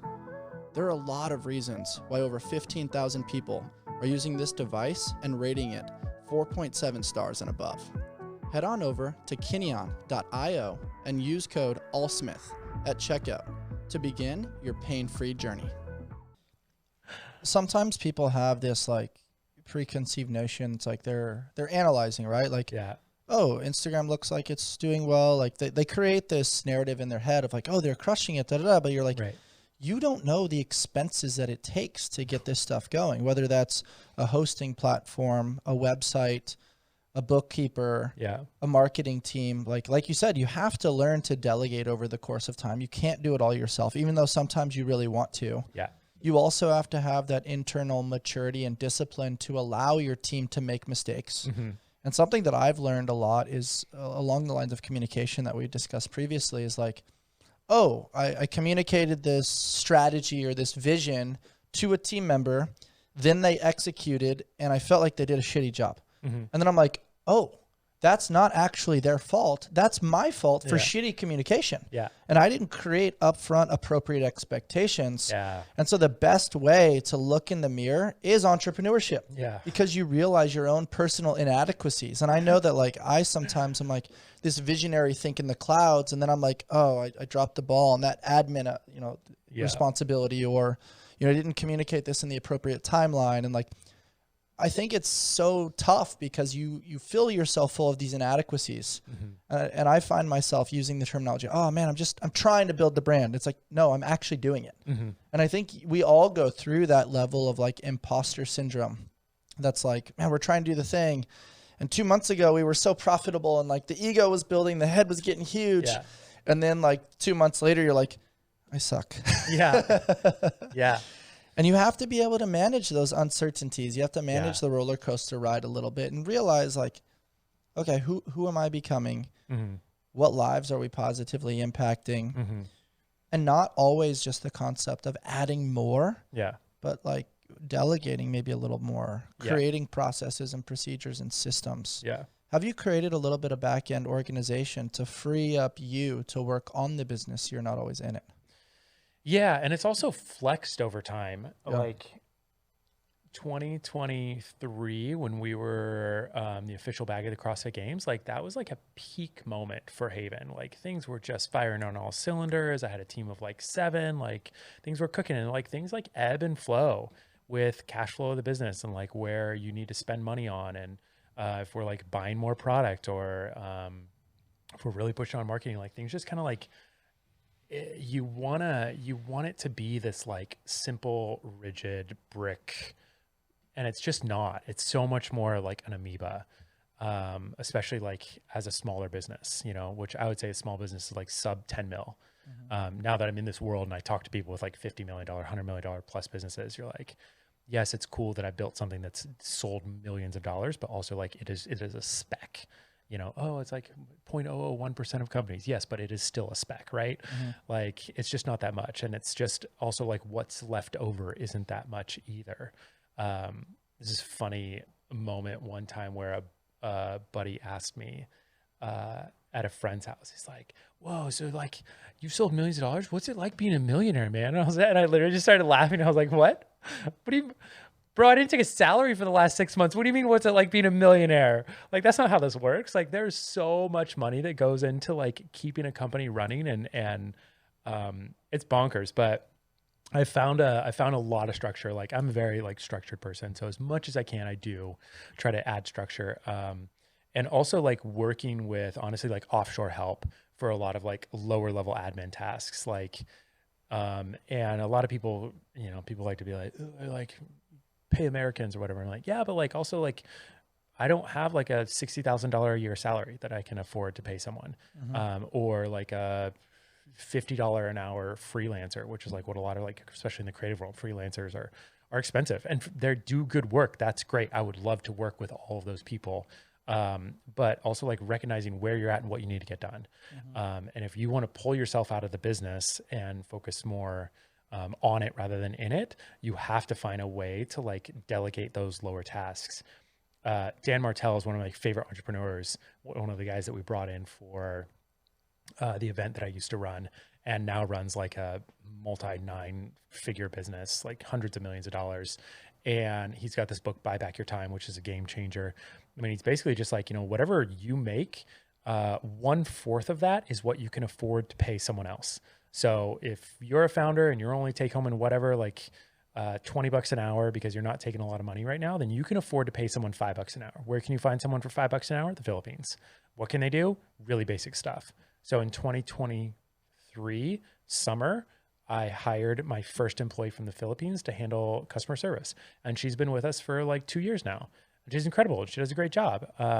And that was that rate was what I could afford at the time. I was like, I can't afford anyone else, but also like I'm answering customer service emails and I'm doing marketing and I'm doing other stuff. So it's like, I have to get something off my plate. Otherwise, like this isn't sustainable. Mm-hmm. And that's a little bit too of like, when I think about going full time, it wasn't as popular then when I went full time, like end of 2021, or I wasn't super aware of like offshore hiring, but it's like, I would look so much more to those type of things to be like, yeah, you can, and that doesn't mean like the quality has to go down. But like, how can I leverage affordable help to keep my business going while I still take a paycheck somewhere else without putting that pressure on the business? No, I appreciate the honesty there associated with, management of lower level cash flow when you're just getting started. You're also being responsible. You're living within your means. Yeah. It's really easy to just throw yourself into debt or, pitch this concept to investors. Yeah. But then you lose control of your company, right? They're now in control of the joystick and they're trying to steer the ship. And that mitigates your ability to flex that creative muscle and that visionary muscle. Yeah. How did you truth test and kind of trust proof your relationship with offshore help, right? Because you're handing the keys a little bit to the brand identity and how the communication strategy is going to be with the consumer. In some cases, if you hire, financial help or somebody that can dot the I's and cross the T's with tax strategy or maybe bookkeeping, you are giving a little bit of a peek behind the curtain, which can be a little bit scary, where, people inevitably are looking after themselves. And so sometimes they might overreach, they might step on you in order to get to that next rung in the ladder.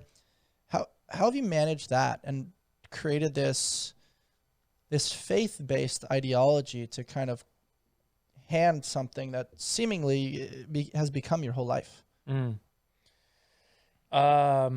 On like offshore style of help, I have created a whole system of like vetting people that I work with.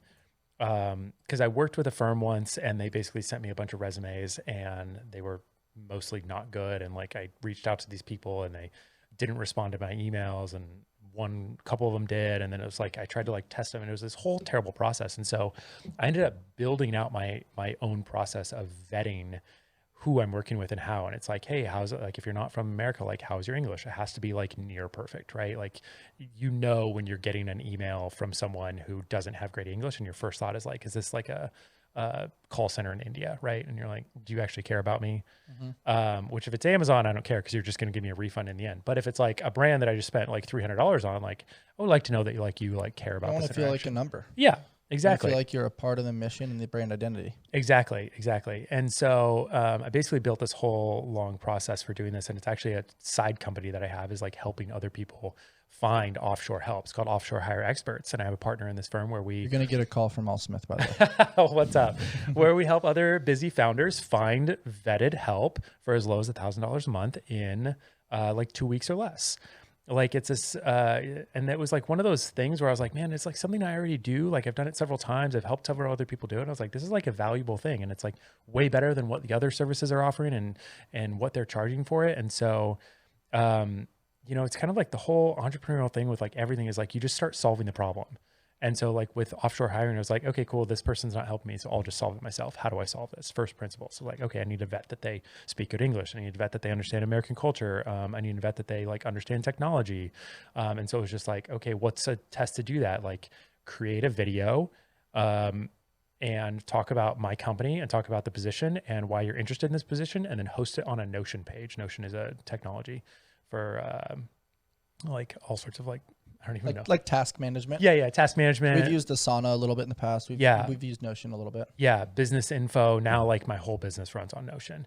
And so it was like, then upload it to Notion. And I was like, that's your task. And if you can do that task, you've shown me that like you have comprehension, that you have English skills, that you know how to use technology, that you can follow instructions really well. Like, it's just like, okay, you can like, it's like vets all of those things. And then you kind of just keep going down that path. That's on the like offshore hiring type of help. As far as like the working with other people and like this baby and like the sensitive information and stuff like that, from the beginning, I've been doing a little bit more of like a build in public type of a thing, not 100%, but like a lot, right? Like, and that's like this group on Twitter. And partly how I've ended up on a lot of podcasts and stuff, because I just like talk about what we're doing and why we're doing it. Like, hey, this cool thing happened. Mostly positive, and or asking questions. Like, as much as you don't want to do the like, social media is only positive stuff. If you're just out there posting everything negative that happens, especially in business, where it's like realistically, like the negative side of business, like the hard shit in business is the majority of it. Yeah. And so if you're just on Twitter every day being like, oh, I had to go deal with this thing today, bummer. Like no one wants to be with that vibe, right? So it's like you have to highlight and you have to help focus on the good things that are happening. And so I just did that for several years. And because of that, like a lot of people were like drawn to the story and the product and what we're doing and why we're doing it. And was that built into your daily task management of like, hey, I'm going to set aside 1 hour a day to communicate with social media, whether that's Twitter, whether it's Instagram, TikTok, like was that carved into your day? And did you have maybe like a strategist or a media expert help you organize those thoughts? Or was it in the moment, hey, here's what's coming to mind today, and I just want to authentically share? It was much more in the moment. Just like, hey, here's what I'm working on. Here's what's happening. And it wasn't exactly every day. It was just kind of like multiple times a week though. Or like, hey, I have a problem I need to solve. What am I going to do? I'm going to go to this like quorum of experts who are all ahead of me, who've all solved this problem, and be like, hey, I'm trying to solve this problem. How do I solve it? And then you get all these answers from these people being like, whoa, this is incredible. Like you run a $50 million company and you just answered my tweet on how to like structure my P&L. What? Yeah. It's crazy. That's so cool, man. I'm learning how to structure P&Ls right now. Gross. I know. But it is one of those things that it's like you have this intrinsic little voice of inadequacy and you're like, okay, I need to organize this structure. Yeah. So that way there's a foundation to build upon. And I think it's also really cool because like I have friends that are venture capitalists or, run huge companies. And when I talk to them about this, they're like, yeah, that sucks. I have to do that too. And it is cool to know that like, I heard a cool story the other day around Mick Jagger and, the singer for the Rolling Stones, freaking legend, been doing it for way too many years between him and Keith Richards, tight ass leather pants, still fit as hell. And the guy's got to be like 80 something years old now. Don't quote me on that. I'm not 100% certain his age, but he's up there. And he talks about just like, hey, like when I'm on tour, like I'm like a god. Everybody's handing me things. I can get any drink, any drug. Everybody wants to high five, hug, like all the things. And he has this feeling that is indescribable with words. But he said there was a moment that he came home from tour and he had just had a baby with his wife. And he was like really looking forward to like family time and kissing his wife and really feeling like appreciated for him as a man. And she hands him the baby and goes, hey, here's the baby. I need a break. And there's also dog shit in the backyard. And that always sits with me in the sense of like, none of us are above, being a janitor on occasion. Like when you're a business owner and like there's times where it creates this false perception of reality among the three words, must be nice.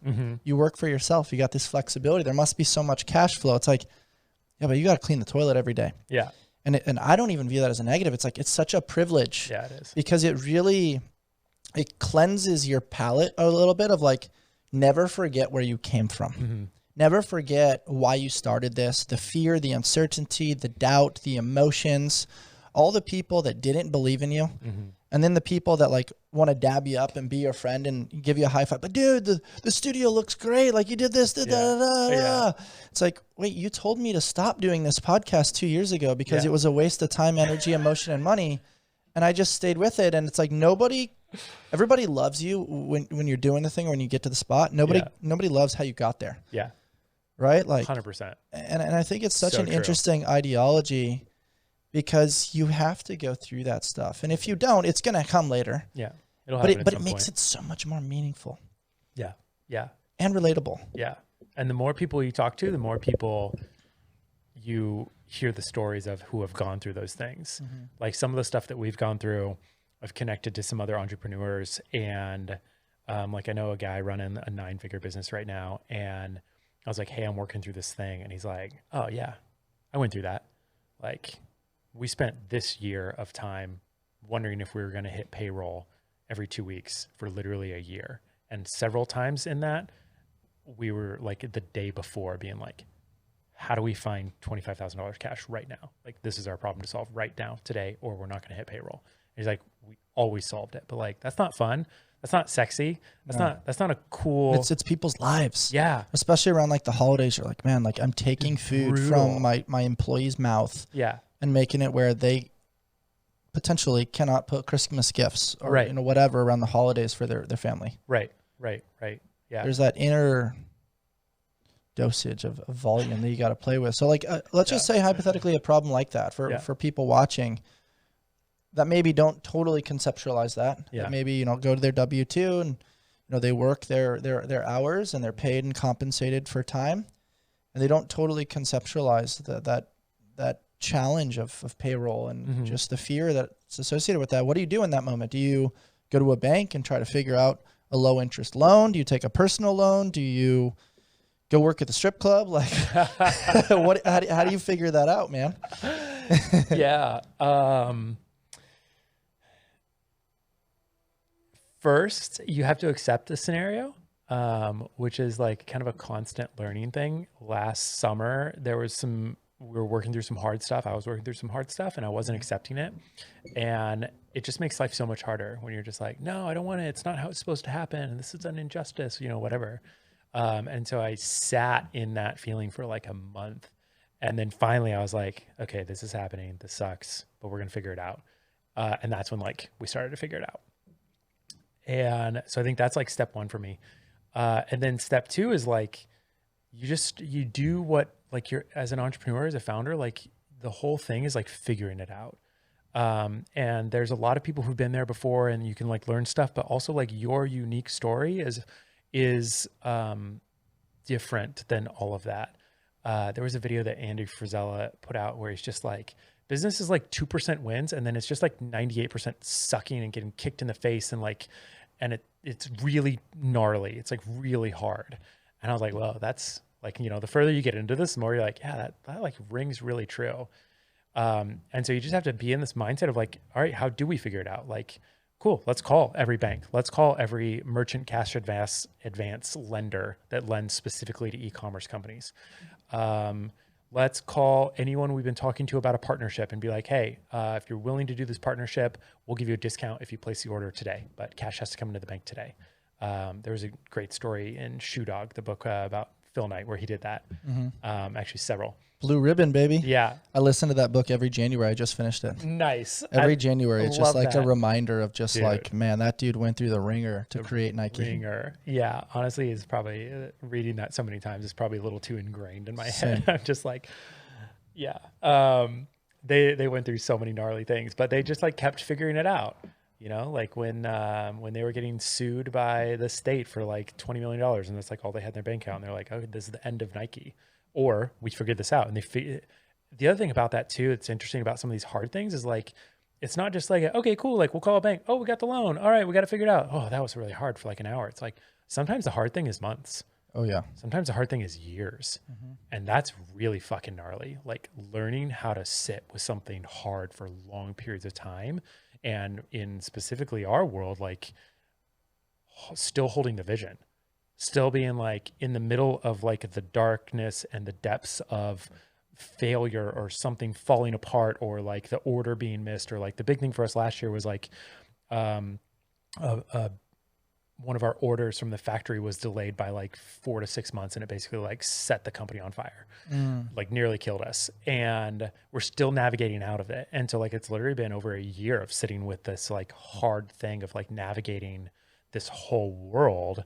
And also still holding the vision of like, this thing could still be $1 billion business.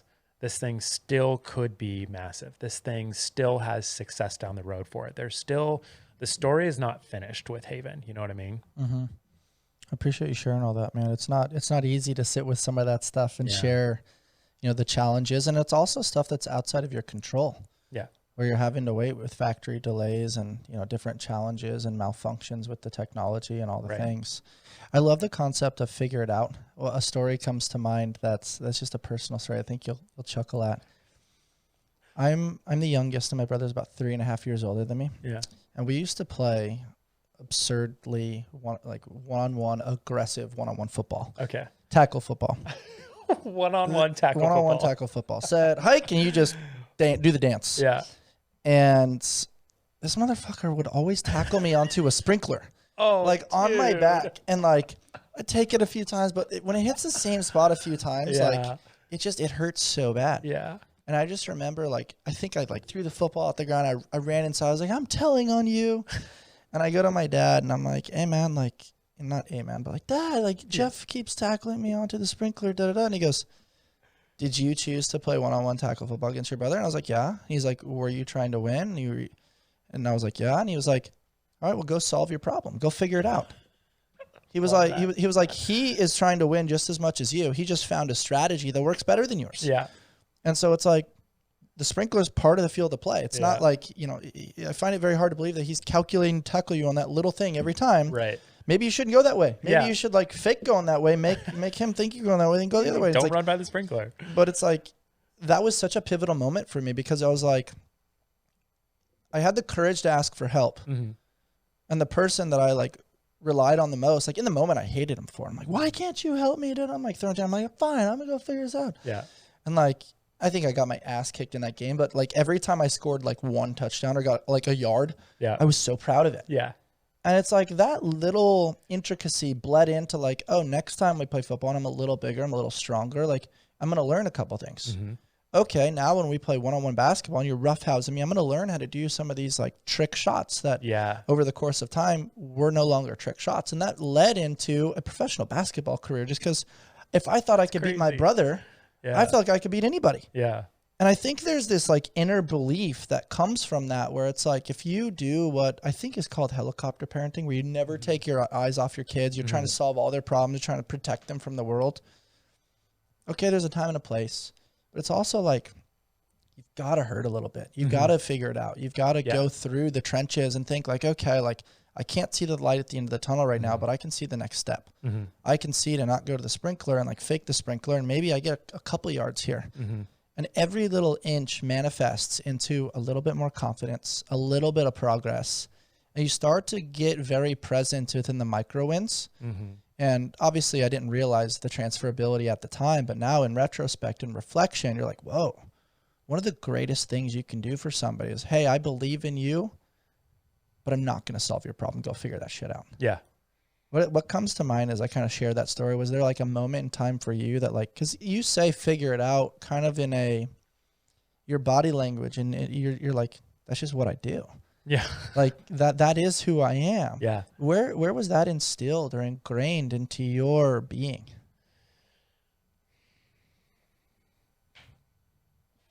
Good question. I think at some point in college-ish, it started to click. In later high school, so my dad is a dentist, but he's also a pastor of a small church. Oh, cool. Yeah, and hilarious. But there was a series that he taught for several years around leadership. And so from 15 to maybe 17 to 21, this concept of leadership taught from a biblical perspective was ingrained in me.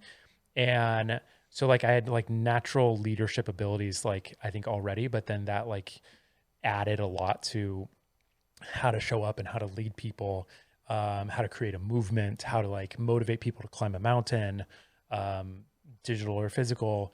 And then that started showing up in college in various activities that I was involved in, where I was like, oh, I can lead people. Like I'm good at this. Like I recognize that like other people, like things would be a mess, or like, you know, you get in a small group on a weekend event or whatever. And you're like, all right, here's 6 people. Like we need to do this thing. And it's just like, we're all kind of talking like someone needs to be a leader. And then like, I would often be elected like the leader, or I would just have and be like, hey, like I can help, like understand how to organize us and like lead us to something.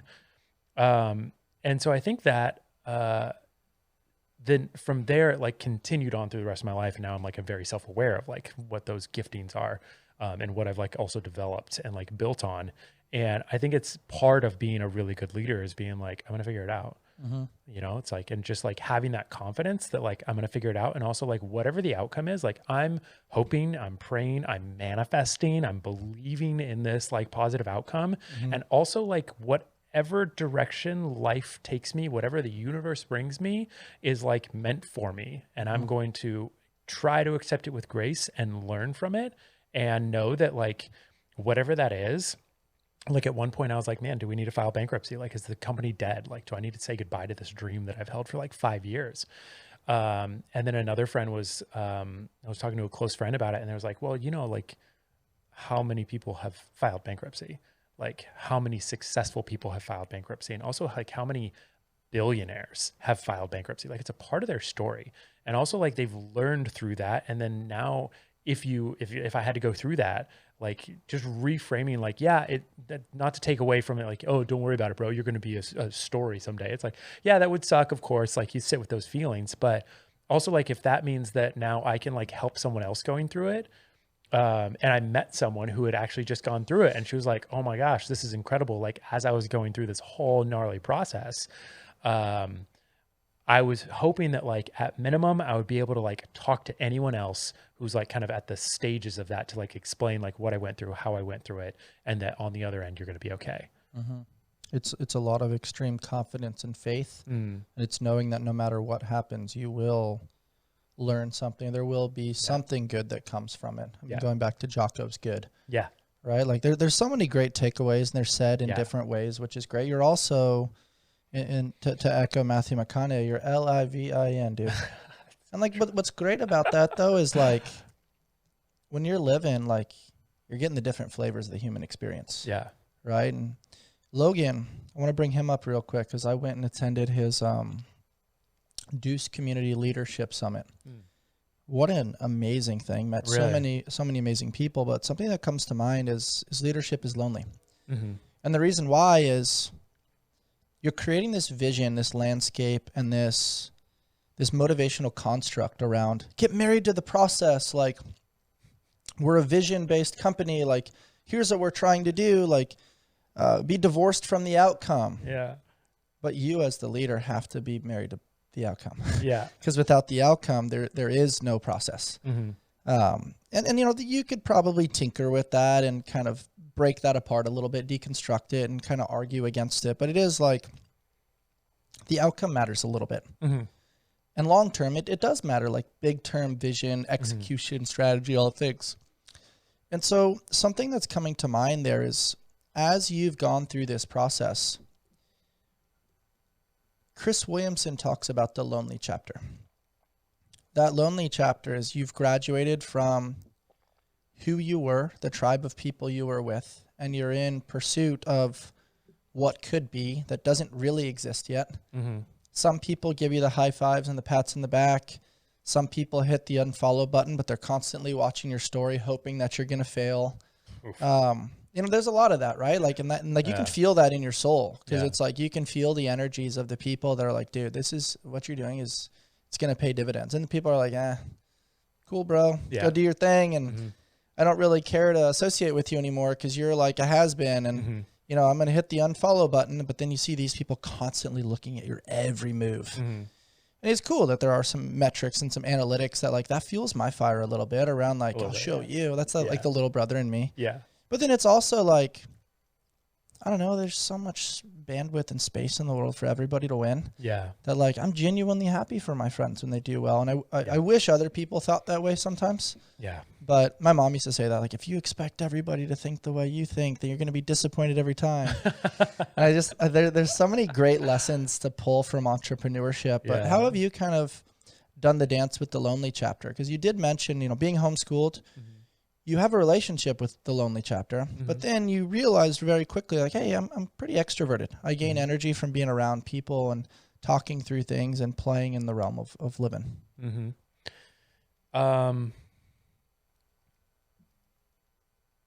Good question. I think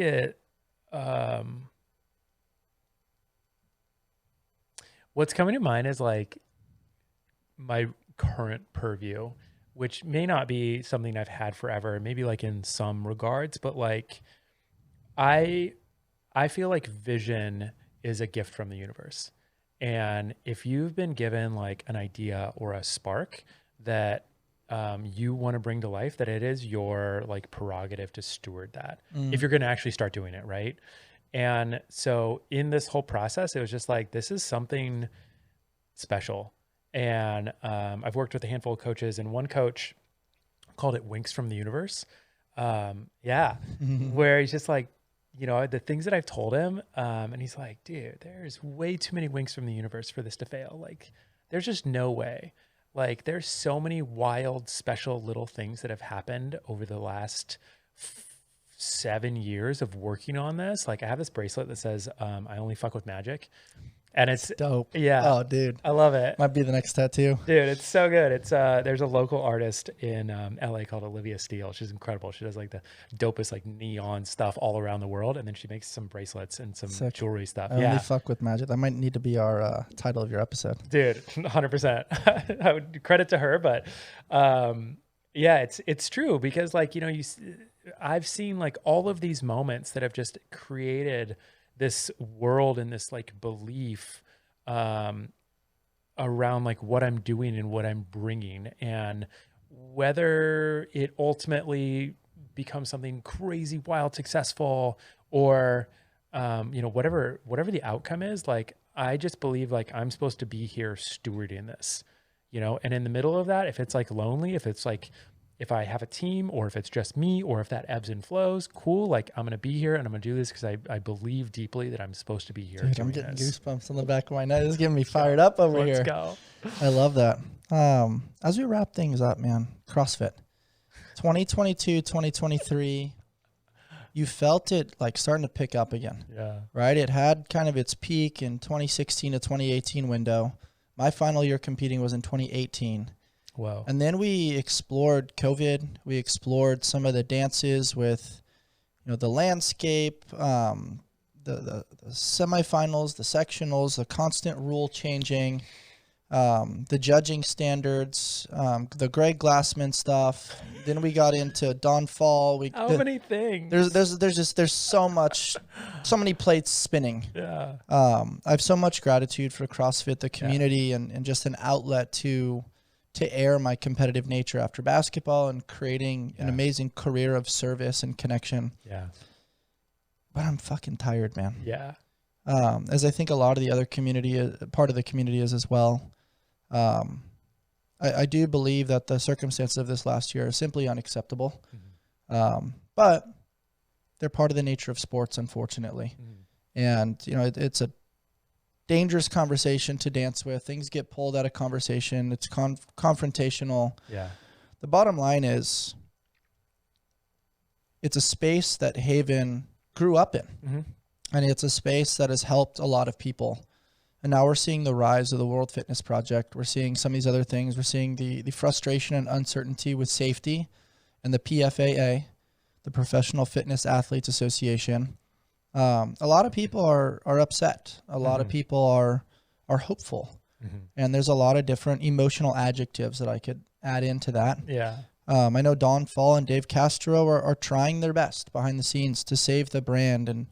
And they just released that it's going to be in Albany, New York this year for the CrossFit Games. But like, once again, it's another change. And so to me, it seemingly feels like it's a rocky foundation. Yeah. I'm hopeful that they can figure it out. Like I said, there's space for everybody to succeed. Yeah. But it feels rocky right now. It feels volatile. It feels, Yeah. What are your thoughts on the space? And do you think that they're going to be able to kind of recap the reputation and be able to kind of revamp it? Or do you see athletes jumping on board with High Rocks and Tough Mudders and kind of jumping on things like the World Fitness Project? And I'm sure there's going to be others. Yeah. That's tough, man. Like, there's no answer, right? Yeah. Like, it just feels like this is just messy and heavy. Yeah. And it's been that way for a while. And that's the wild and frustrating thing about CrossFit. Like, it should be in all sorts of textbooks, because HQ, like CrossFit as a company, is just like fucks up day after day. And they're like, we're going to be transparent. And then they're everything but transparent. They've never been transparent. They are not transparent. That is like a complete bold-faced lie. And then they just like keep making mistakes. And then like, even like Albany, like literally the comment section is hilarious. Woolly Me Myth was like reposting some of the comments, and I was rolling, because you're just like the decisions that they make leave most of the community being like, huh? Mm-hmm. Albany? Like, out of all of the cities in the United States, like what? And also, like, there's so many things behind that, but. Well, not to mention just like the strategy for the season sometimes is never like publicly posted where you can find it. It's in like the comment section of things. Yeah. You're like, oh, you're supposed to be aware of this. Yeah. It's like, well, I'm doing 85 other things. I can't just like go through comments every day. Not to mention, I try not to. Yeah. Yeah. No, I don't know who runs comms, and no offense, but like the comms team is awful. Like they're a $1 billion organization that doesn't know how to communicate. Yeah. And that seemingly because of that, it doesn't seem like they care to communicate. And it's wild. The thing that's crazy about it is like you have great methodology, and you have one of the most passionate communities in the world for anything. Yeah. Which is the reason why CrossFit's not dead. If you didn't have the community, CrossFit would 100% be dead. You can't be an organization that fucks up that much and stick around. But like, we're so tight because like we still love each other and we love the movements. But like, I don't know anyone who's like, yeah, I love HQ. Oh, I love what they're doing. I love that decision they just made. I've literally never heard anyone say that about them. Mm-hmm. And so I don't know, like, I don't have like long-term faith and belief in HQ. Mm-hmm. And what I see kind of happening with the rise of High Rocks, and then also, ATHEX, mm-hmm. There's this concept called unbundling, and it's in the tech world. And it's this idea that like you have a business that grows really big, and then eventually it gets picked apart and other big businesses grow out of it. So like Craigslist grew into a massive company, and then Airbnb came out of Craigslist. Zillow came out of Craigslist. Uber came out of Craigslist. Because you're like, oh, well, this is how you find taxis. This is how you find apartments. This is how you find whatever through Craigslist. And then out of that, you've created a whole nother $1 billion company. So it's like unbundling.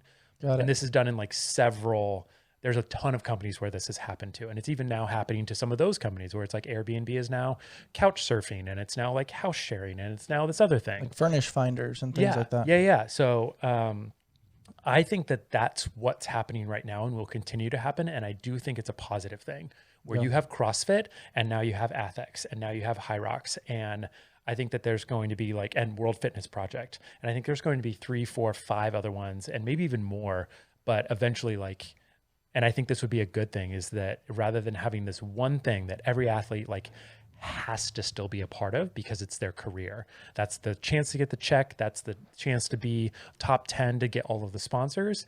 And instead, if you had a circuit of like 10 different events where it's like, oh, actually, I don't have to do the CrossFit Games. If I do World Fitness Project and I do Rogue and I do this other thing, I'm going to get enough awareness and sponsorship and content and things going on that like I can still do this as a profession. Mm-hmm. I like that concept of unbundling. I think that's the best description that I've heard. And I also appreciate that it's in a positive spin, because I think CrossFit as a brand is just getting shit on a little bit, but there's so much positive things to come from it. Like you said, the community, and like, look at all the businesses, Haven being one of them. You look at RX Smart Gear, you look at a lot of these different brands that were born within the CrossFit community of people solving problems and wanting to powwow with their friends to enhance the experience. Yeah. So I do think that it's a positive thing. And, I hope that they're able to kind of iron out the wrinkles a little bit, because it's such a special place, and the banter, the powwow, the amount of podcasts that are within that space. Like, they're funny. The memes crush it. And like, I know there's like negative stuff and there's overly positive stuff. And there's people that like talk in circles. And like, I don't care. No. At the end of the day, you're contributing to the space. Yeah. And I think that's a really cool thing, man.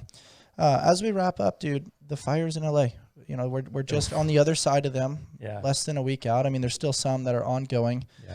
Fortunately, you're in Venice. So you're a little bit away from those things, but kind of conclusion thoughts as to how that impacted the greater scene of LA. And we're hearing all the conspiracy theories. We know that, you know, they didn't have access to firefighters. The different reservoirs seemingly were dry.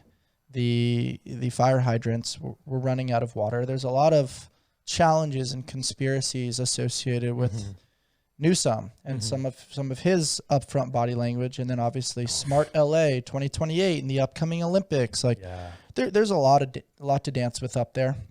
What are your thoughts? It's gnarly. There's a very like heavy weight from the collective loss. Like, I know a lot of friends who've lost homes, and it's really sad, and my heart goes out to them. And the amount of city that is lost is bonkers. Like, and the amount of seeming ineptitude or in people who are just like inept and like allowing this to happen, even from like the mayor, like leaving for Ghana, like literally as it was happening. And then after saying she didn't want to travel internationally. The left foot not knowing what the right foot's doing there. I mean, that definitely perks my eyebrows, and I'm no political expert. Right. Yeah. And then when she comes back and she lands on, and they're trying to interview her and she doesn't say anything. And I'm like, you just took a 20-hour flight and you couldn't get briefed on like a couple of things to say. And also, you're the leader of this. Like, you don't have to answer the stupid questions. You could just be like, hey, I'm sorry, I'm back. We're going to handle this. I've reached out to all these people. Here's what's happening. We have an action plan going. Like, you could have gotten off that plane and fucking owned that moment. And instead you did the opposite. And then you've got weird stuff with Newsom happening where, are you talking about the shimmy thing? Yeah. Dude. And then he had another one where he's like, we have a Marshall Plan and we've been talking to all these people and we're just thinking about all that. And I'm like, what the fuck are you doing? Like, this is not like, maybe like have a note about like the future, but like the primary interview should not be like, we can't wait to like re-envision this land. The fire is still burning. People are absolutely still grieving. And you're just like so out of touch. Zero empathy, zero compassion. Dude. And it's not like a couple homes were lost. Like, we lost a ton of homes in the Pacific Palisades. I mean, I grew up in the San Fernando Valley, and so it's like we used to take the beach bus to Malibu. And you see everything almost up into the famous sushi restaurant Nobu. Burned. Moon Shadows, a family restaurant that we used to attend, gone. So many friends kind of in that area that, you know, either had huge scares or their homes are completely gone. Not to mention, you know, in the months leading up to that, the insurance companies dropping. Oh, dude, it's wild. You know, now the challenge is with Biden coming forward saying that, like, hey, you know, the federal government's going to cover all this, but it's like, okay, but where's that money coming from? You just offered $750 to each person, but we're seeing like billions or trillions going to Ukraine and some of these other things. We saw what happened in Hawaii with the fires. North Carolina's going through stuff right now. Like, these are like underneath our hood. And we need to address these things, and they need to be addressed in a fashion that like cares for your American people. Is not just about foreign relations. And I think that's the big thing. You know, if we take that and kind of bridge the gap with companies, it's like, care about your people. Pay the people that are doing great things. And try your best to love and support them in every step of the journey. There was back to Twitter, but there's a guy, Sean Frank, who runs a company called Ridge Wallets. They make like the little... I have one. Oh, nice. It's dope. It's a great company. I also have the one thing that's a key that like flips the keys around, kind of hides them a little bit. It's awesome. Really cool founder. He runs a podcast all around direct-to-consumer stuff. He's very public on Twitter. He's very helpful. Like, I've been on a call with him before. Like, just a really great guy, and like runs a wildly successful business, like well into the 9 figures. Lives in LA, and he put this tweet out and he's like, hey, like, yes, all of this stuff sucks. Like, you know, like, it was very well stated, but he's like, you know, also for the future, we have the Olympics coming up, and basically like, I'm looking for a crew of founders, operators, and doers who want to make LA the best city in the world. Like, we have a chance to to do that and be really intentional about like building community and bringing people together and voicing concerns and like trying to do something. And I got a lot of attention, and that's like the LA energy that like I'm subscribing to is like, yes, this is negative, and yes, we're going to like take time to grieve, and it's going to take a lot of time. We're going to hold space for each other, and we're going to do this very cautiously. And also, let's fucking build, you know, like I know two things can be true at once, right? Yeah. And not in like the Gavin Newsom way where he's just like, we're going to create, you know, that was like so like weird and out of touch. Insensitive, out of touch is a great way to describe it. And yeah. I do like that because it wasn't just about like disassociating and saying, hey, this thing didn't happen. Right. It's like, hey, this thing happened. We're going to be sensitive, grieve, hold space, be supportive, and try to rebuild that. But in the process, what an opportunity to connect with new people and hear new stories. And I love the way you described that. Like that is the LA that I'm going to subscribe to, right? Because it's not just subscribing online. It's like, what do you subscribe to in real life? That's your nutrition plan. It's not just what you consume as far as food, but the people you're with and the energies that you're partaking in. Yeah. That's dope, man. Yeah. Where can people find out more about Haven, you, and how do they get their hands on this awesome thing over here? I am on most social media at Caleb Ulff, ULF. First 3 letters of my last name. Haven is on most social media at Haven Athletic. We are currently on pre-sale. So that was kind of part of like last year's issues. We've been delayed a couple times, which is frustrating. We've been through this before. We were delayed a couple times through COVID and whatnot, but it's like, we've always delivered. There's always like, you know, in the mix of people who've bought and waited, there's like 5 people who are like, what's going on? You're taking my money. I'm like, you can cancel anytime. I'll refund you. But yeah, so we're on pre-sale right now. We're planning to deliver like February-ish. Cool. So you can go to the website, havenathletic.com. You can buy one. It's the best way to guarantee that you get your hands on it. They typically sell out really quick after they get in stock. Mm-hmm. Good things take time, my man. True. The best things take more time. Yeah. Give Haven your money and be willing to wait. You will not be disappointed. It's true. Caleb, thanks for your time and your energy today, man. Appreciate you. Awesome chopping it up. For those of you listening, please check out these guys, Haven Athletic. And man, that was a special conversation. My heart's like full right now. I feel like we touched on so many different cool things. Same. That's dope, really good. For those of you watching, don't forget to rate, review, and subscribe. And as always, stay on the hunt for who you've not yet become. Until next time.